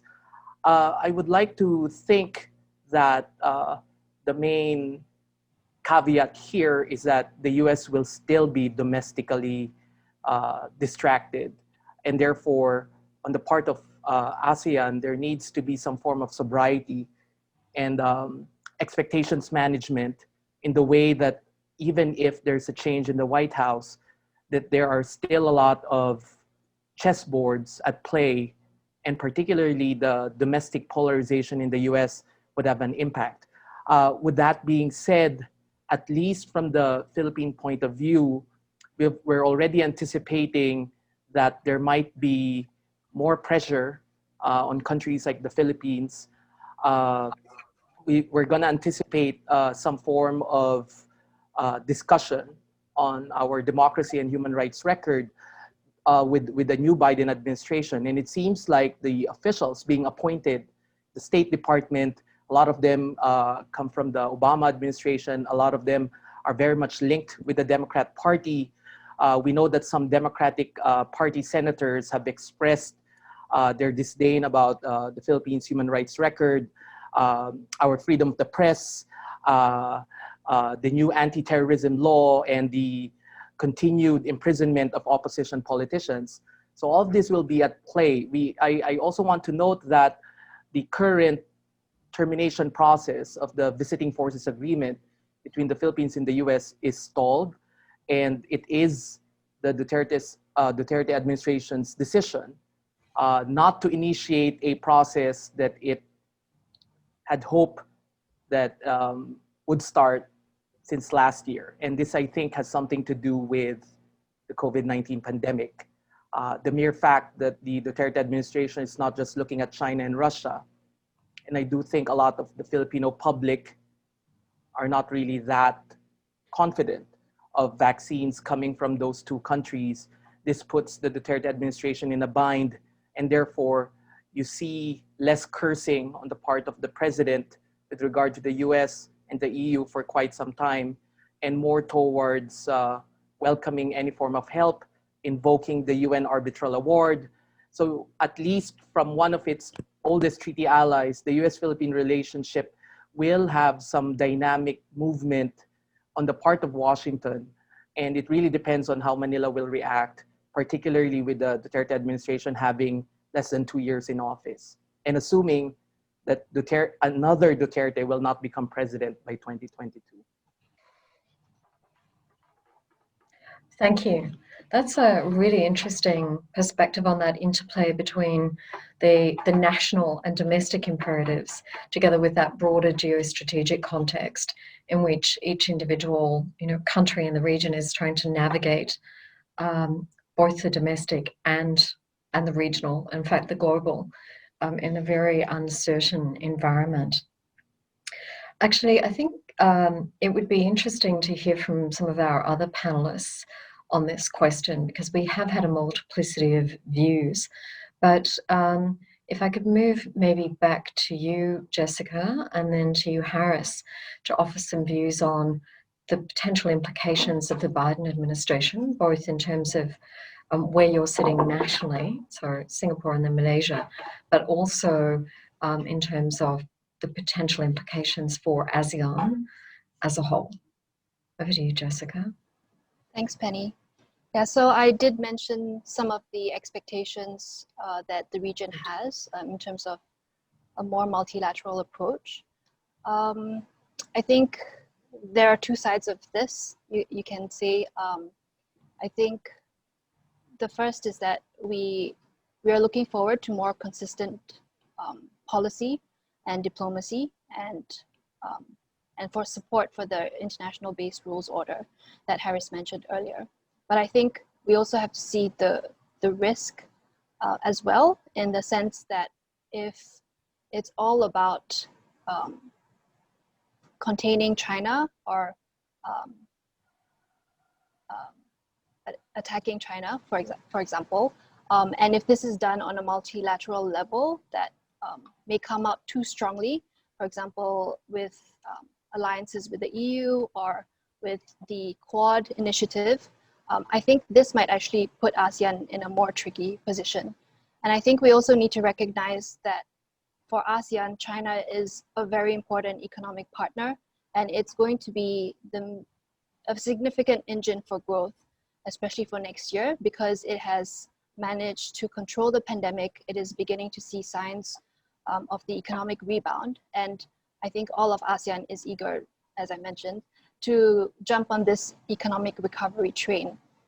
Where the US, of course, can come in is something that Ambassador McCarthy mentioned earlier, which is we need more economic heft in this region. But as Aries said, we're not expecting ASEAN to be on top of the Biden administration's priority list, just due to the domestic situation there, especially when it comes to COVID. And I think it's notable also to know that ASEAN as a region is a bright spot compared to most of the rest of the world.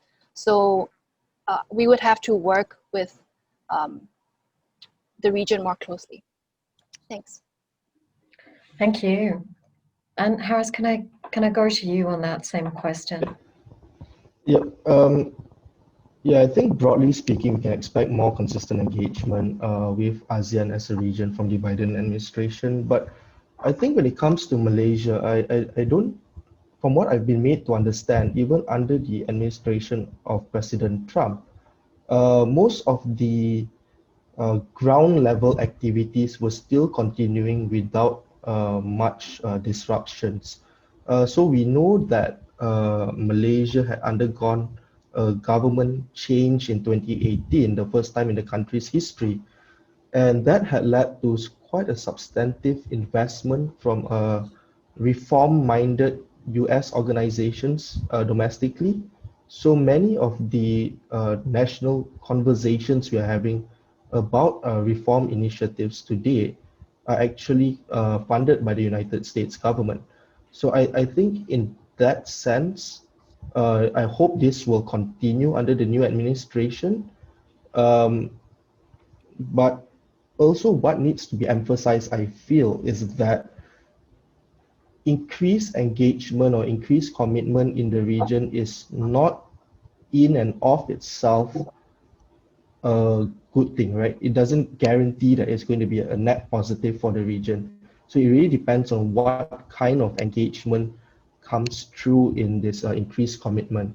I know for a fact that many of, or if not all of the Southeast Asian countries refuse to choose between China and US, right? So if an increased commitment into ASEAN and Southeast Asian countries comes with this explicit or implied ask for us to be choosing sides, I don't think that's going to be a net positive for the region. Thank you. Thank you. I think it's very interesting. It's not just countries in Southeast Asia who don't want to be in a position where they're constantly being asked to choose, and that sort of comes back to, well, how do you navigate in a way that allows you their freedom not to choose.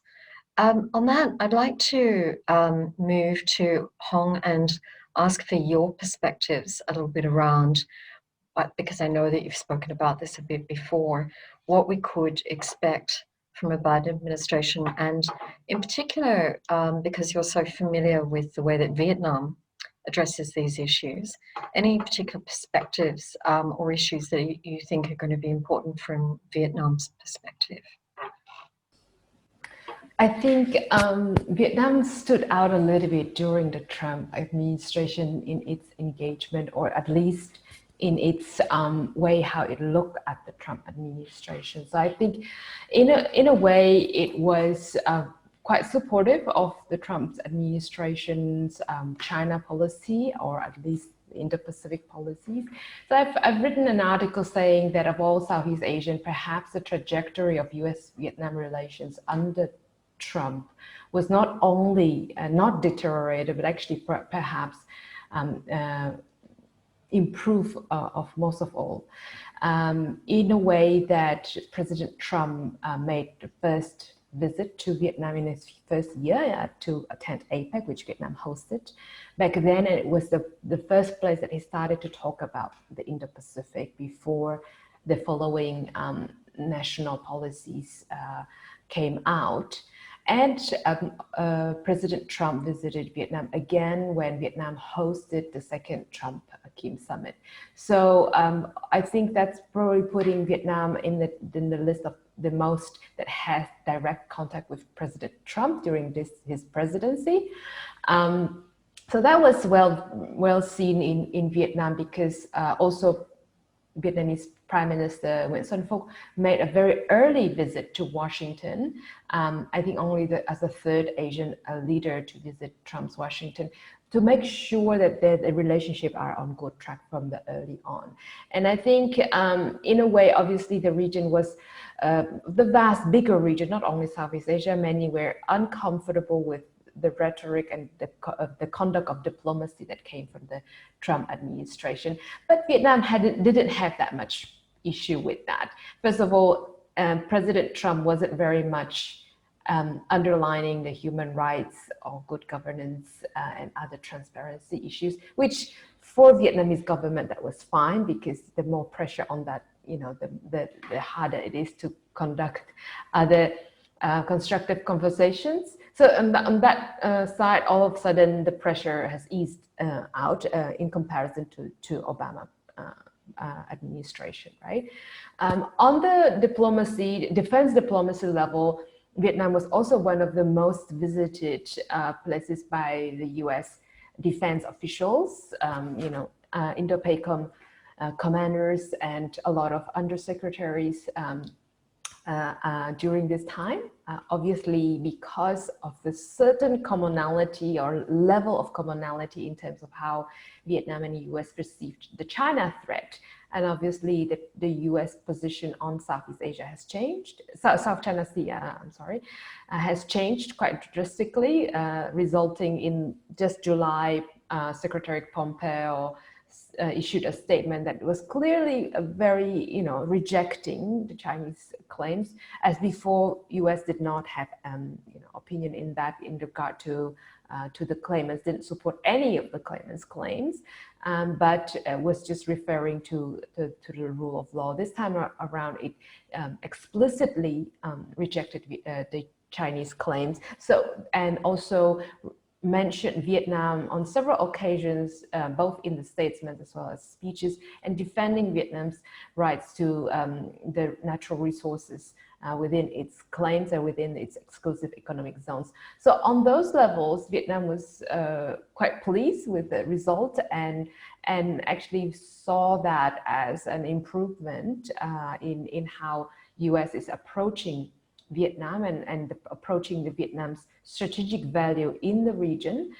It has been elevated to one of the key partners despite the differences, and you know, the language of common values has been replaced to the language of like-minded, a lot you know, pointing at the China threat perception, like-mindedness in that particular regard. So I think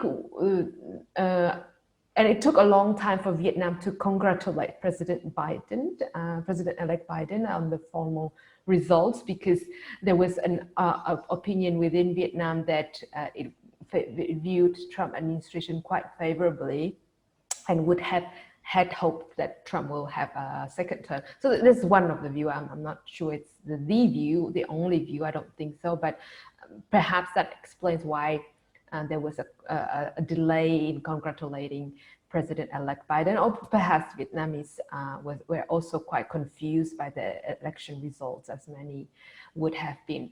I think the expectations are a lot on President-elect Biden and his administration from all over, from treaty allies to partners to more elusive partners.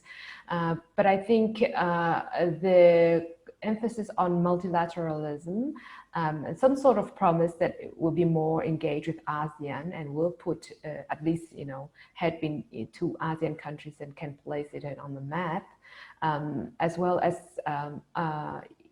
commitment to what I think quite important is the climate change. And I don't want to take too much time, but I do think President-elect Biden's agenda on climate change will be very, very useful and critical for Southeast Asia, because Southeast Asia is one of the most affected by the climate change effect. And the COVID, unfortunately, there is this possibility that the COVID and COVID-related crisis, including economic crisis, will take away a lot of attention, resources, and perhaps even a sense of urgency how to deal with the climate change. So I'm hopeful that the climate change agenda will come back to the broader, not only Southeast Asia, but also broader, the Indo-Pacific strategies conversations. And I do hope that there will be more pressure on that, because just to give you one example, and I finish on that, is that in terms of vulnerabilities, in terms of temperature rise and water insufficiencies. I think there are reports showing that there are 6 key categories where how Southeast Asia can address only that problem, and that's in the McKinsey's newest report just released. And only 1 category is that Southeast Asia managed to reduce risk, and that is the water supply. All other 5 categories, Southeast Asia has increased risk or increased risk, increased risk. So just what that one example shows you how much more work and urgency is there, and I hope that comes back to the more common agenda of all conversations regionally. Thank you. Thank you very much, Hong. I don't want to sort of pull the conversation in too many different directions, but I think you've raised a really important point there about climate change and broader sustainable development issues being, important for ASEAN. So I'd actually like to ask some perspectives from our panelists, actually including you, Lester, given the very strong focus that New Zealand has always had and the way in which New Zealand has showed up on environment issues in the region. Do you think that ASEAN is paying sufficient attention to sustainable development and climate change issues at the moment? Hong has suggested that maybe that attention lessened during the period of COVID because it's very difficult to do everything at once, but is ASEAN paying enough attention? And what are some of the areas you think going forward that ASEAN could be doubling down on in terms of sustainable development? Lester, can I go to you first? Sure.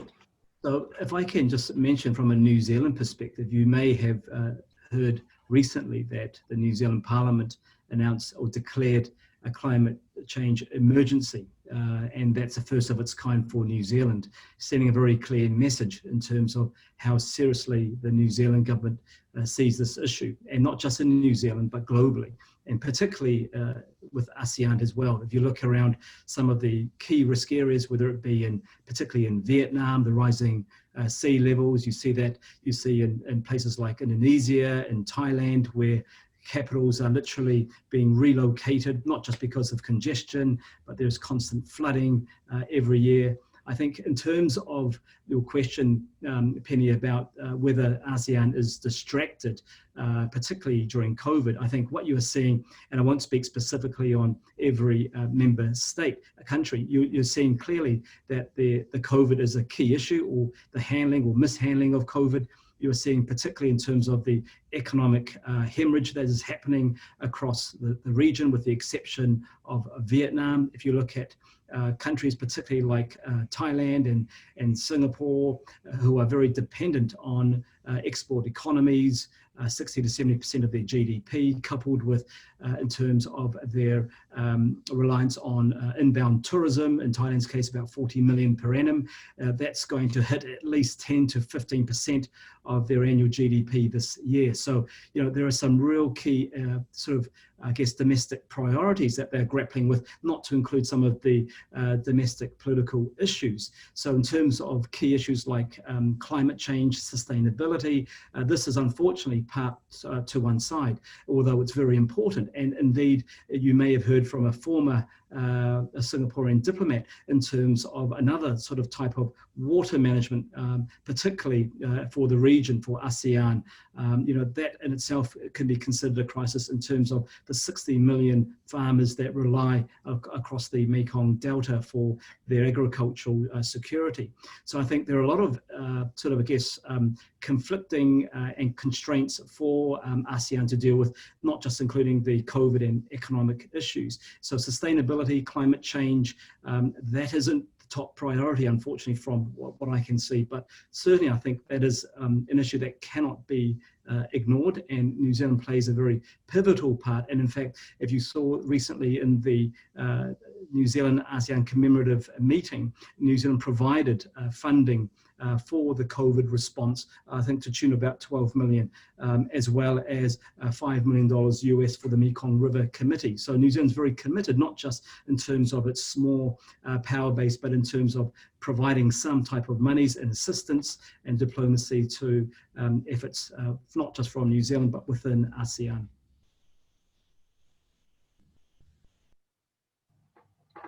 So thank you very much.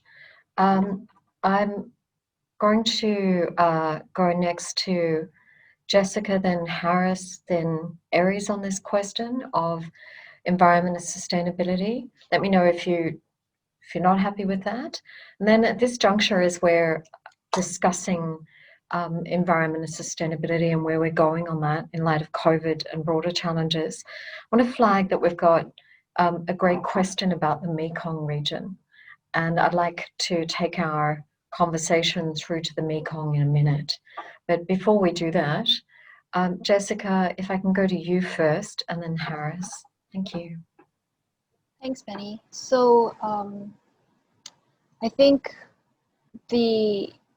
something that we proposed to the ASEAN Secretariat as part of the midterm review that the ASEAN ISIS network did together was to focus on the cross-cutting issue of resilience and preparedness, and that included climate change. So I think the crisis of COVID-19 also helped us realize that we need to look to the long term and be better prepared for even bigger challenges to the whole world, not just a pandemic, but in the area of climate change. And so we put forward the importance of building up resilience. And I think that's also why Brunei has brought it up as part of its chairmanship, which is to be better prepared. And some of the recommendations that we proposed in terms of building up ASEAN resilience was, for example, to focus on sustainable infrastructure that is climate resilient and that utilizes renewable energy and green transportation. And agriculture also is a significant contributor to ASEAN's economy, but it's also a major source of carbon emissions. So I think there needs to be more focus on how we can reduce carbon emissions when it comes to the agriculture and the resource sector in the region. And I think for the region, what we also hoped was for more harmonization of standards, and this would involve more regional cooperation. So to reinforce national and international alignment on issues with regards to sustainability standards. And it's also interesting that Brunei will be recognizes the need to focus on sustainability in the next year. And they are hoping to look more at how the fourth industrial revolution can contribute to a more efficient use of energy. And also to see if there is an ASEAN-led initiative that can help each of the countries figure out if there's a way to come up with national commitments that are comprehensive in terms of managing emissions, for example. Thanks. Thank you very much. That's helpful. Over to you, Harris, on this broader question of environment and sustainability through the ASEAN lens. Thanks, Penny. To begin with, right, I agree with Lester, what you said earlier about how it seems like the issue of climate change and sustainable development is not viewed as a top priority by ASEAN. And I think this has to do with, again, the nature of Southeast Asian states. Most of us are still developing, and this entails striking this fine balance between pursuing development for the well-being of the current generation while protecting the environment for the future generation, right? But at the same time, there's also the reality that some ASEAN countries do not have that many options when it comes to development to begin with. So what happens then is that they decide to maximize the natural resources they are given. So things like timber, for example, or hydropower generation along the Mekong downstream. But I think what's going to be a paradigm shift in this balance between in achieving sustainable development is that, so I was looking at this report a few days ago, and it showed that how, for the first time in a really long while, renewable energy today, the production cost of renewable energy today is actually cheaper than gas, right? So it's not just about making the sustainable, the green argument anymore. It's not just limited for us to shift our energy mix towards more renewable sources because it's the right thing to do, but actually today it also makes the economic case, right? At the same time, also the cost to store energy is cheaper today with the advancements in technology. So I think when it comes to sustainable development in ASEAN, it shouldn't be the case about whether it's the economic or the business cost any longer, but it's all to do about the technical expertise available for these countries to develop the renewable energy industry, right? So I hope this can be an area where perhaps Australia, New Zealand, where you have more expertise on this to come and assist the developing Southeast Asian countries. Thank you. Thank you very much, Harris. And that's a very strong point and actually a great call out for an area that Australia and New Zealand could be collaborating with ASEAN going forward. I know that there are some existing good initiatives, but that provision of technical expertise to help double down in ASEAN and help navigate those issues going forward, I think is really valuable. I think, Aries, if I could just move to you on that question. Thank you, Penny. Last November 30, President Duterte had a phone conversation with Australian Prime Minister Morrison, and one of the things that where the Philippine president expressed appreciation is the Australian government's promise to help curb marine plastic pollution in the region. And I do think I'm dovetailing this with the earlier discussion on the role of middle powers. I do think middle powers can also gently remind not only ASEAN member states, but all the other players in this regional arena that geopolitical considerations are important, but also transnational issues like marine environmental protection will not go away simply because we have somehow settled our geopolitical disputes or rivalries. And I think this is where third countries like Australia, third meaning because I know this quite personally, and given with our counterparts in SISCAP, we have started and we ended a track 2 process that we think have somehow nudged ASEAN and China to commit itself in protecting the marine environment. So we are still on that decade of coastal and marine environmental protection that will end in 2027.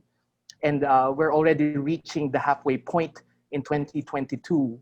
So I do think while this agreement is just between ASEAN member countries and China, countries like Australia, who has pledged to help ASEAN in curbing marine plastic pollution, could be one of those efforts that could help realize or at least stop and end or at least curb the ongoing marine environmental protection in the midst of all these territorial disputes. Thank you. Great point. I'm now going to move to discuss the Mekong, and I'm going first to Hong on that issue. But before I do that, could I just encourage all of our participants to pop questions for us in the chat? Sorry, in the Q&A, not in the chat. And if you wanted to sort of take the screen, do pop me one in the chat. But we're going to have now about half an hour for questions. So I'm going to take the first question, which relates to the Mekong. And it's from Li Lin. To the external partners of ASEAN, especially New Zealand and Australia, how do you assess the Mekong issue and what kind of place does it have in your policies? What are you doing to engage the Mekong sub-region? I think Lester has already touched on that briefly by noting that New Zealand is actually very focused on Mekong and has in fact recently contributed new funding to the Mekong. Hong, if you could maybe speak about the Mekong issues both from an Australian perspective and then also, which is always your great value in these conversations, reflect back on how ASEAN is thinking more broadly about navigating some of those challenges in the Mekong. Given our discussion right now about sustainability and environment, this is a great departure point for hearing about some of those challenges and what we can do better. Thanks, Hong. Thank you, Penny. I think those questions are not separate questions. They're not divorced from each other because they are related to both climate change and economic recovery and in overall the resilience and strength of the region. So you can't have a strong Southeast Asia or ASEAN region without a strong or resilient Mekong sub-region. And Mekong sub-regions are also very much affected by the climate change. So, and the sustainable goals are very also an issue of most interest to the Mekong countries. So those are all intertwined issues. So an example to give you is just this year in 2020, Vietnam has suffered in the Mekong Delta the worst heat drought and saltwater intrusion, which is a repetitive problem, and it's going to actually be only worse. It's one of the projected worst affected by the saltwater intrusion, which will affect, of course, the livelihood of the farmers. That will be an issue in terms of resources, natural resources, the riparian resources, energy, and energy produced there. And so it's not just about the movement of resources, but along with that, also with people. So I think it's really, you don't need to look far for demonstration, just how important it is. And just a reminder that amidst all the ASEAN summits that Vietnam had chaired this year, it was in between two big major typhoons that hit it, and also I think it wreaked havoc in the Philippines at the same time. So really the region doesn't need any further demonstration how strongly and urgently it needs to deal with the issue. And in terms of how external actors could help and could assist, I think Japan has been a very long-term partner and actor who contribute to the Mekong sub-region in a variety of ways throughout the time. So it goes from direct assistance to also establishing institutions, lasting conversation, lasting institutions and dialogues that will promote certain rules and norms and also implementation of them. So that's a very strong and important role as well, right? There are multiplicity of institutions now. Obviously, China has its own initiatives there too.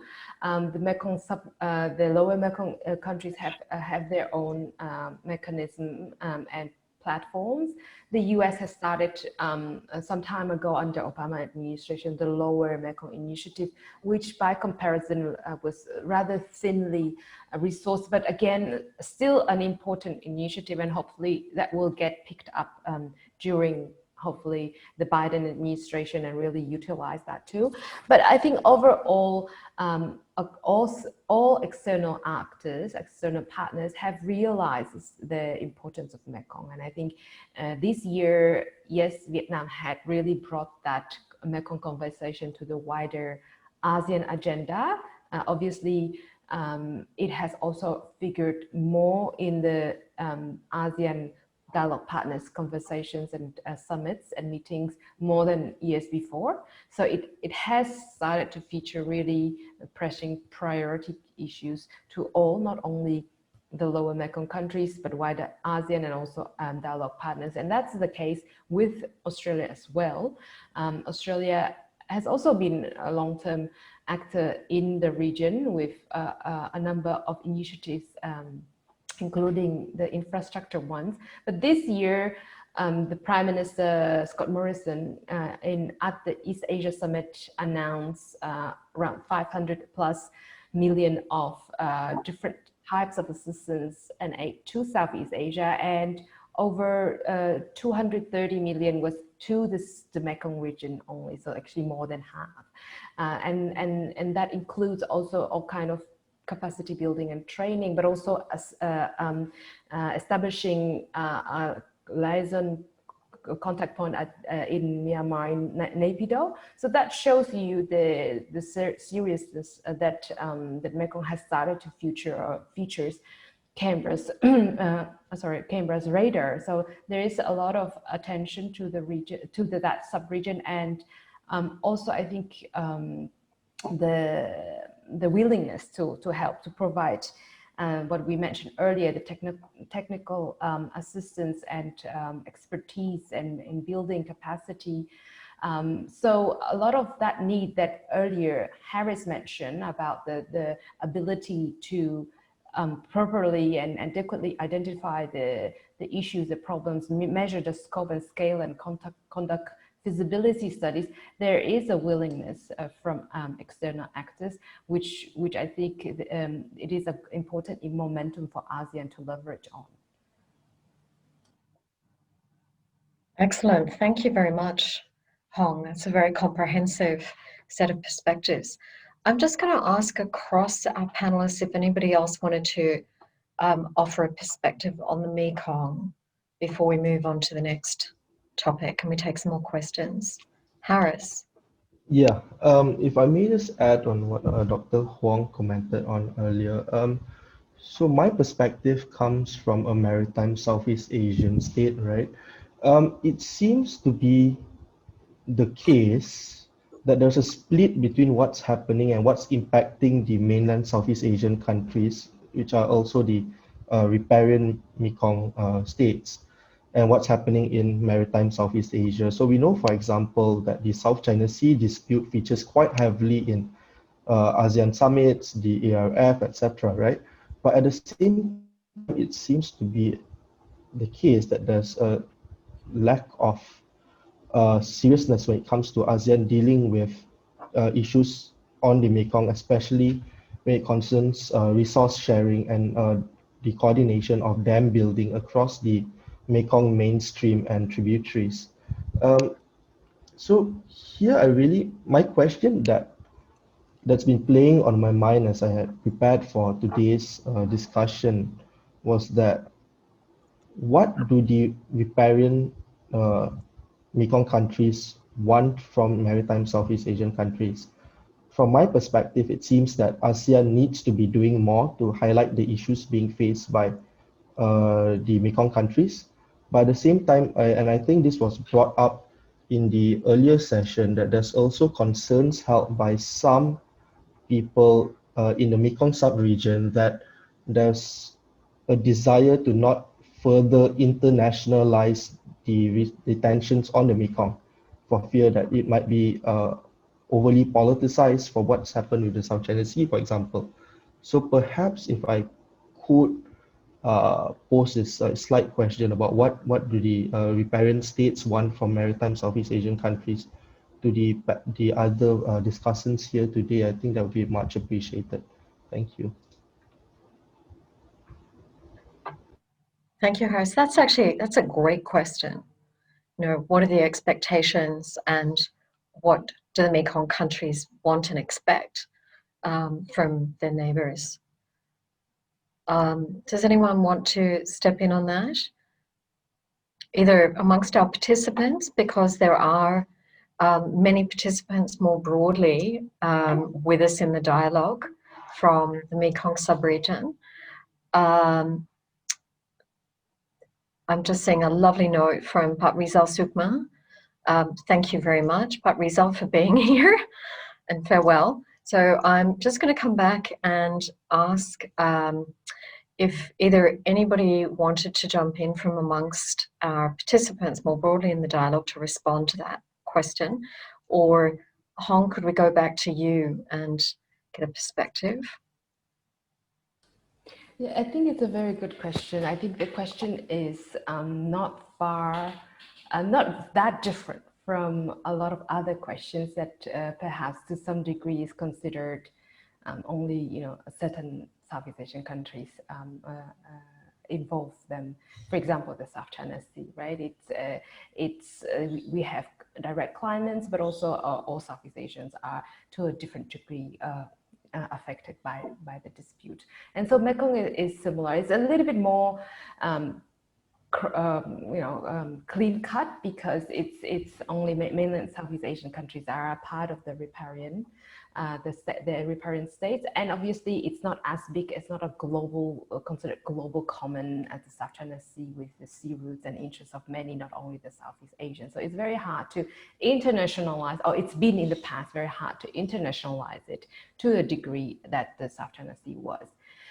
I think that the challenge is similar, though, in a way that, yes, it needs to be addressed broader as a regional issue and obviously an ASEAN concern, because as I said before, the whole ASEAN or Southeast Asian region as a region cannot be well if part of it is not well. And so if the Mekong countries are suffering from certain issues, then the rest, even though they're not a part of the river, may also want to take interest in that.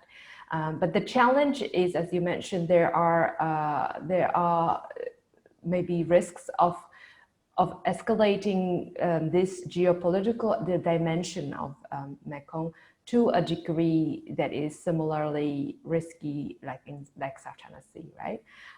But I think that's a trap that we all need to avoid, because it's not about just geopolitics and a fear of offending whichever country is at stake, but it is about the future, long-term future of the region.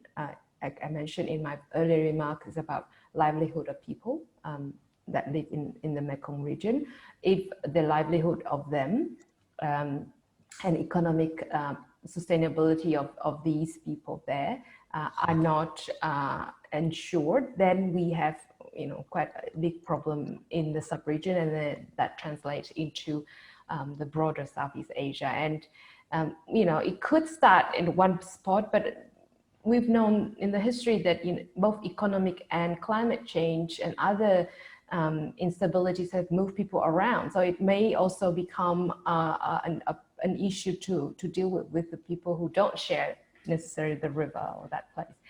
And that's one thing. And also it's, as unpopular like with the UN Convention on the Law of the Sea, but there are also international laws that address and regulate rivers as a natural resource, especially the multi-country, shared by multi-countries, and it's about natural resources. If we mentioned in an earlier session about the responsibility and setting standard for marine protection, for example, and plastic that Iris mentioned, we should also have those aspirations in the river, riparian environment, because we're also talking about transnational issues such as the river environment, the sediments of fish, the migration of the fish, and also again, which is more probably to speaking to the economist's mind, the tourism and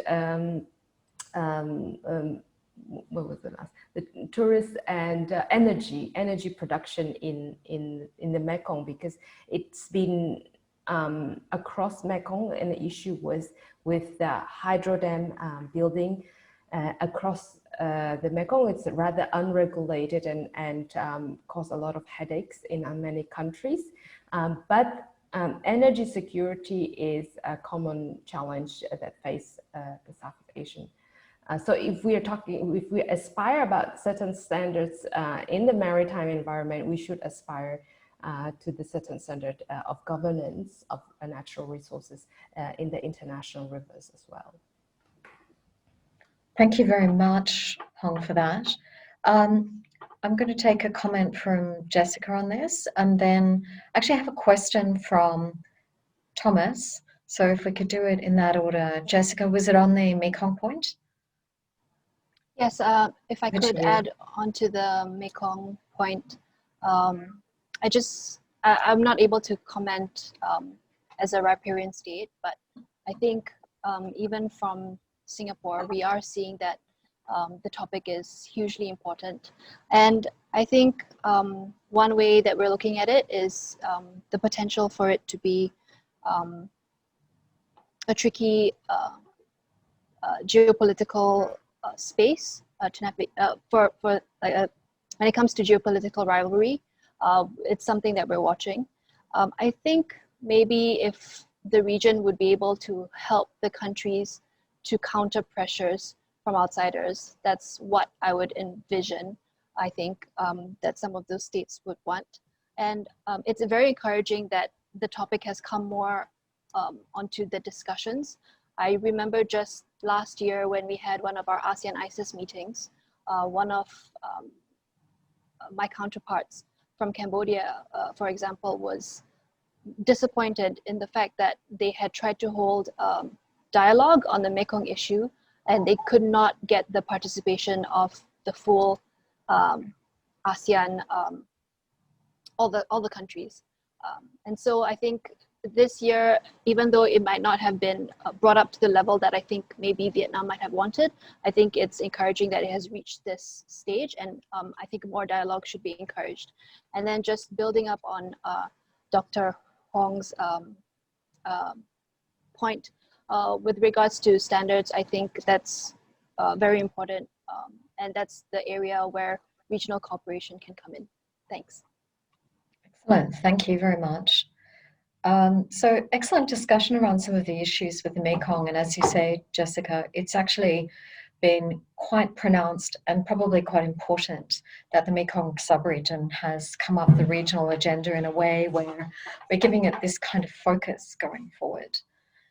With that, Thomas, could I move to you? I think you had a question for all of the panelists. Yes, thank you so much, Penny. And it's always great to be able to abuse the privilege of being a co-host of this. So something that Dr. Titinan brought up in the first session was the increasingly authoritarian nature of governance in some countries in Southeast Asia, and this has been reported on quite widely, that you have governments who have either used the pandemic as an excuse to be increasingly authoritarian, or in some cases, even in more robust democracies, have increasingly subverted safeguards and practices in the name of pandemic control and management. Haris touched on this briefly as well. I really wondered to hear from some of the from the speakers. What's your view on all this? Is this sort of a flash in the pan, or is this sort of a sign of things to come, really moving forward in whatever new normal that we might be moving to? Thank you, Penny. A great, if provocative, question with which to finish. Which of our panelists would like to start responding to that first? Aries, thank you. Right. Thank you, Penny, and thank you, Thomas. I've alluded to this quite a bit earlier in my remarks about future of the U.S.-Philippine alliance, but even without the external pressure, the erosion of democratic norms and institutions is quite stark in the Philippines since Duterte assumed power. And the anomaly here is, like, unlike some of the other authoritarian populists you have around the world, like Trump and Bolsonaro in Brazil, none of these leaders have a 91% approval rating, something that Duterte enjoys. So basically 9 out of 10 Filipinos approve his governance style. And this is quite troubling for Asia's oldest democracy.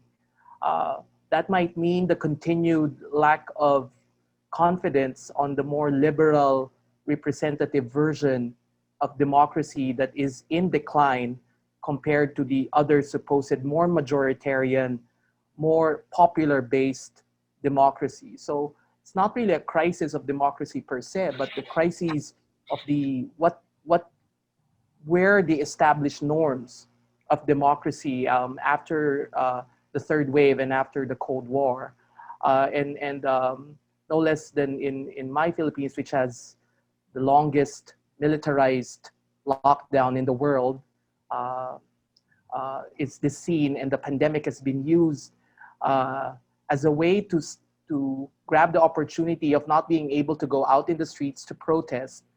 And this includes moves to shut down the biggest media company critical of the government, the implementation of the anti-terrorism law that stifles some of the civil rights that could stifle.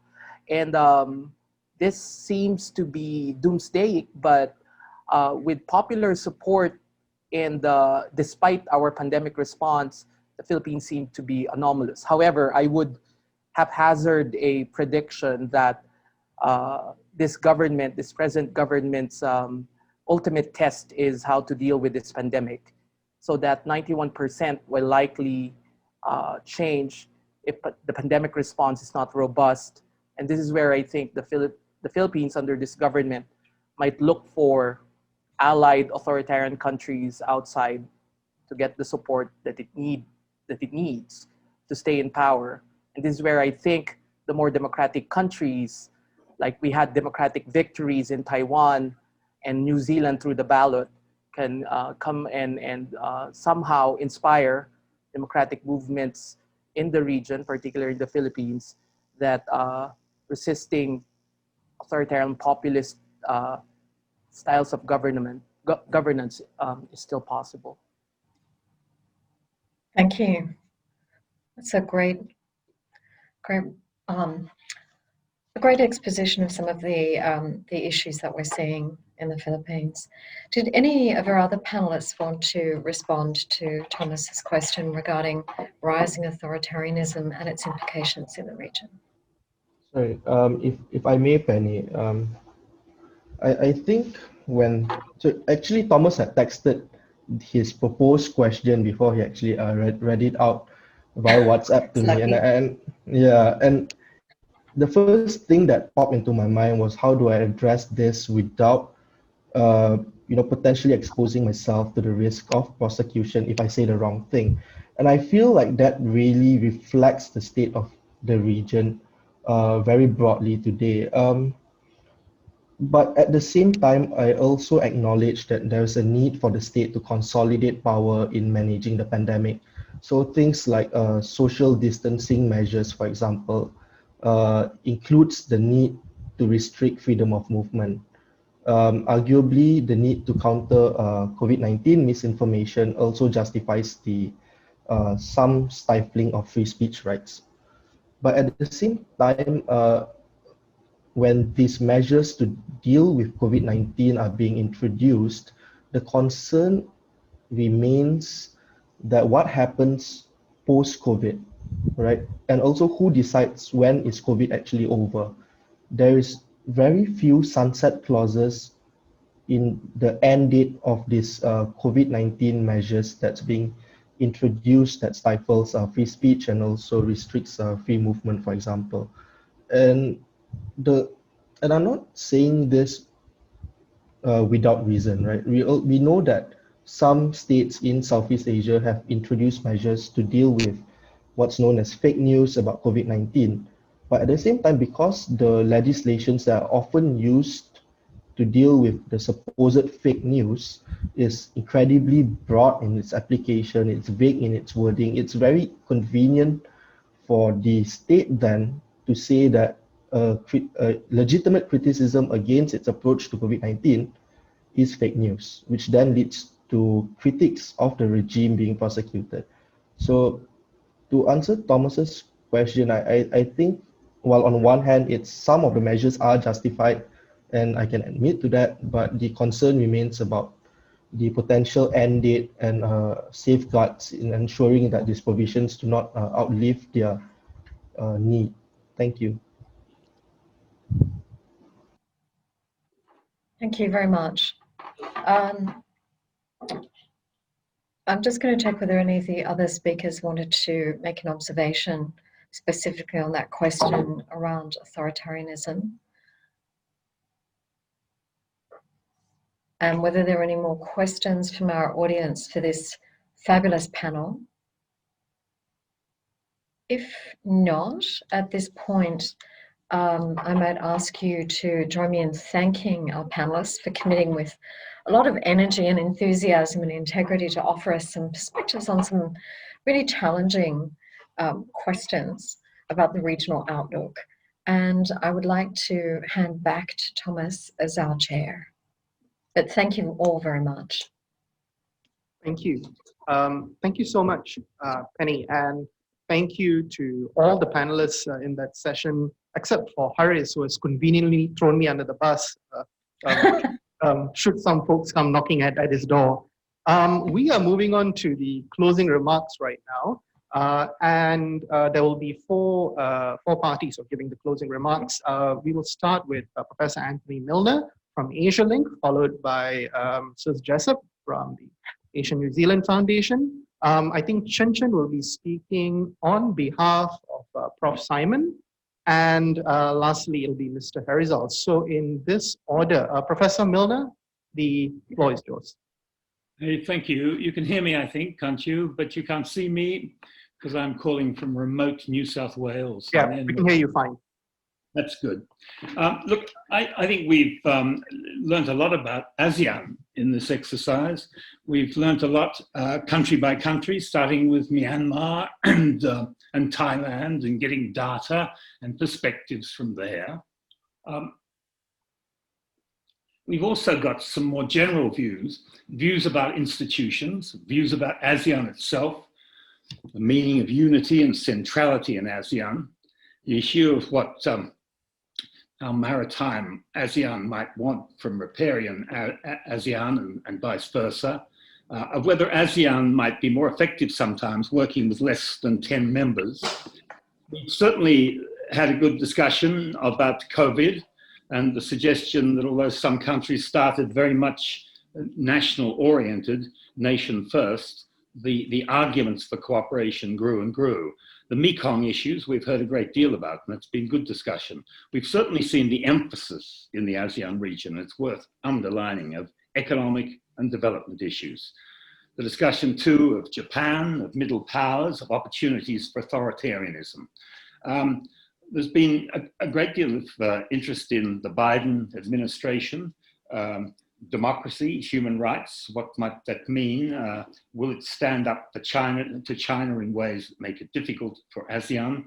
The attitude likely to be to the TPP, or revival there, support for the rules-based order and so forth. This interest in China, in the United States, has been a strong emphasis. We've heard less, really, about ASEAN and China. And I asked that question and never got picked up. ASEAN and China, of course, is a real interest to us, to Australians at the moment. Of course, there have been discussions about the economic importance of China to ASEAN, and we often too, outside the region, focus too much on the South China Sea without seeing the pluses in the ASEAN-China relationship. We've also heard about the ASEAN desire to avoid having to choose. But actually this does raise the question, because I think back to John McCarthy's first comments indicating to you that the Australian perspective at the moment is very much a concern about how our relations with China are developing. And of course, we actually perhaps haven't had enough discussion about Australia, New Zealand and ASEAN. We've mentioned the Mekong, and it's important, and COVID and cooperation there, and cooperation in environmental challenges, marine plastics and other recent developments with Morrison, Prime Minister Morrison's money for capacity building. We've also had some discussion of the Quad and anxieties about the Quad in the ASEAN region. But really, it would be useful to hear much more from our point of view about ASEAN and China. There was in the chat a response given by Dr. Titinan to a question from Rizal, talking, I think, if I got him right, about the fact that it is in the interest of ASEAN to see Australia handling China better, You know, ASEAN is enormously important to Australia. We were there, I think, the first dialogue partner. We've got track record with ASEAN in lots of areas. The trade of ASEAN is enormous for Australia. At times, it's been our biggest trading partner. Not now, but still very strong after China. And ASEAN's relationship with China is something perhaps we need to learn much more about. The experience that ASEAN has with China, as we all know, is enormous.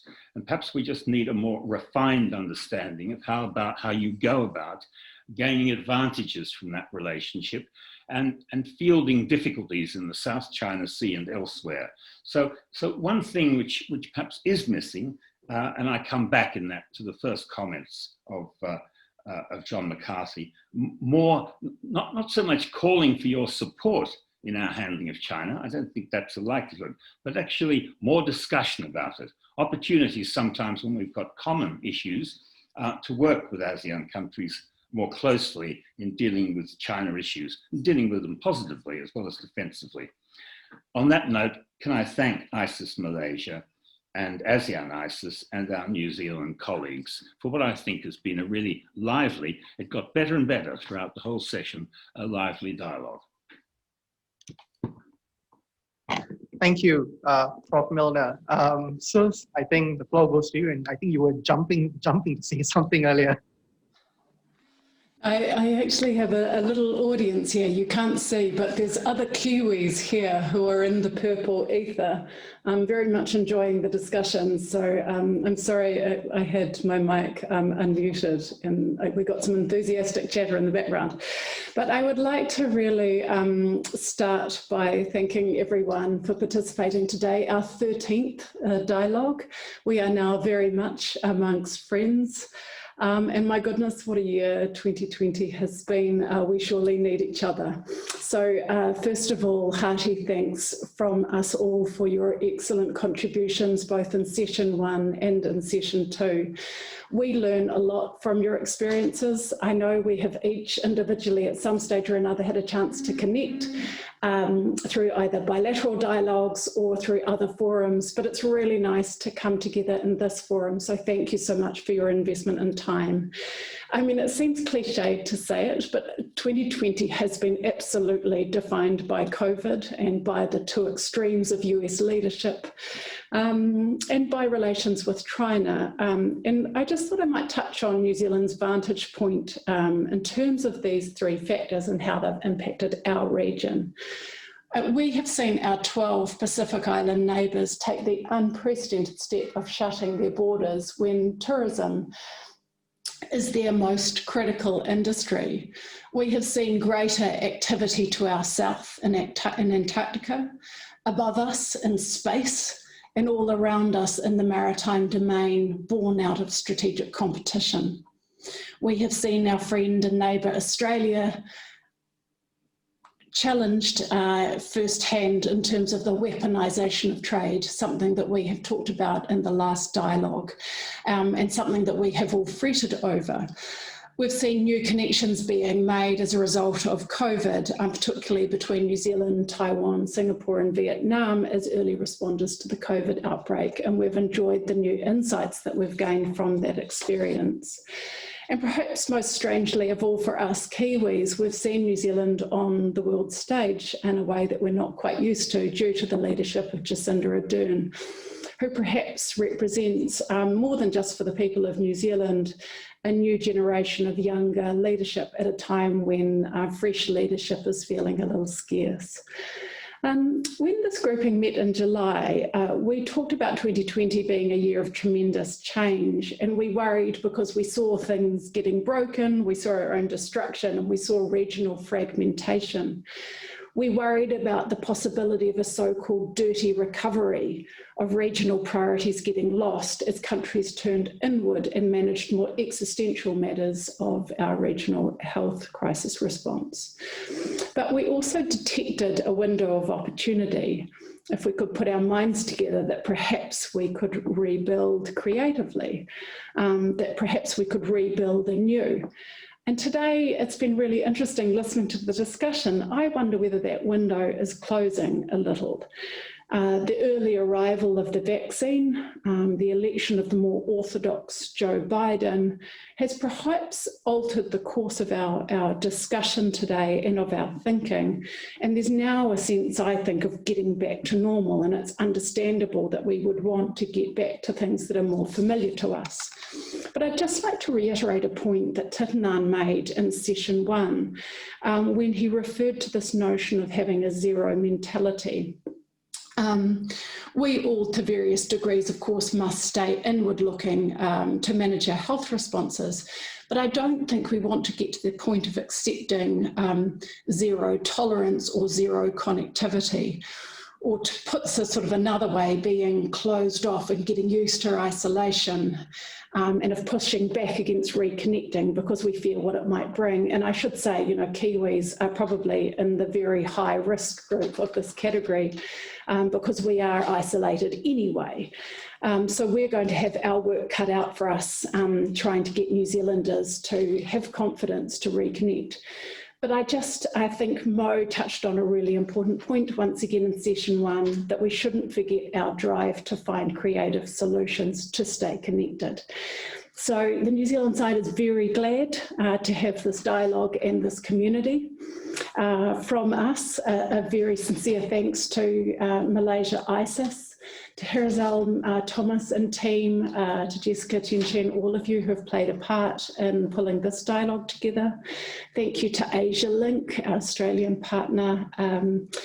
We really like working with the three of you. We've really enjoyed the insights today, and we're wishing everyone a peaceful and safe end to the year and a much, much, much better 2021. Thank you very much. Thank you very much. So, Chen. Hi everyone. On behalf of the Singapore Institute of International Affairs, I'd like to offer my closing remarks. Well, first of all, it's been amazing, the discussion today. Thank you to all the discussants and the participants for taking your time. December is an incredibly busy month, and you know, it's amazing to see that at one point we had over 90 participants in this webinar, which is a fantastic number. And I think it attests to the importance of this ongoing dialogue and conversation that ASEAN has with Australia and New Zealand. And here I would like to express my special gratitude to Thomas and my colleagues at ISIS Malaysia for really pulling this webinar together. And likewise, I would like to echo Susan saying that it's been great working with our co-organizers, Asia Link, ISIS Malaysia, and also Asia-New Zealand Foundation, putting this together. It's been a difficult year, that's an understatement, but despite that, the network with the co-organizers, we put together 2 virtual dialogues this year to discuss issues that matter to all of us, and I think that's an incredible effort. And I hope in the not too near future, we could get together again and meet in person, have more, you know, sort of informal conversations about these issues, and really relax a little bit over a meal and a drink, you know, where things start to normalize much more, and hope to see you all again in the very near future. Have a great and rest of the year ahead, and thank you so much again. Thanks, Chen. And Mr. Herzal. Thank you, Thomas. First of all, thank you everyone for participating today. It's really been an amazing series of conversations that we've had over the past 3 hours. I think, you know, much have been said about the very specific sort of like, starting from the morning session and the second session where we had the younger sort of like crew coming in with their vision and their ideas and outlook. I just like to add that conversations like this would be great if we continue thinking about practical programs and solutions that we could possibly design and foster even closer collaboration, especially within the network of ASEAN ISIS and with Asia Link and the Asian New Zealand Foundation. I think there's much that can be done for us to try and sort of like push certain ideas forward and make this relationship a better and meaningful one, especially to address emerging issues. I have nothing much to add, but I really like to thank everyone, especially my colleagues, for putting this together. And I really hope that we all can meet, at some point in 2021 and continue our conversation and foster even greater friendship. So again, thank you very much, and I look forward to meeting everyone soon. Thank you. Thanks, well, I guess there's nothing much to say, and we're starting to bleed attendees already. Look, my thanks to all the co-hosts and the dialogue partners for this. It's been this wouldn't have happened without your support. My deepest thanks to you. My deepest thanks to all the discussants and the role players throughout this, and of course to the attendees for their active participation throughout. Hopefully this can be continued a bit more interactively next year. And hopefully in a couple of years' time, a physical meeting will be able to take place, and there's a lot of catch-ups to be made indeed. Ladies and gentlemen, I don't want to keep you, and just a reminder that we will be uploading a video of this dialogue later in the week, and we'll blast it out on our social media. So thank you very much. Have a great day, and it's probably almost night for some of you. Have a great night. Thank you for sticking with us throughout, and stay safe. Cheers. Thank you. Thanks. Bye. Thanks all.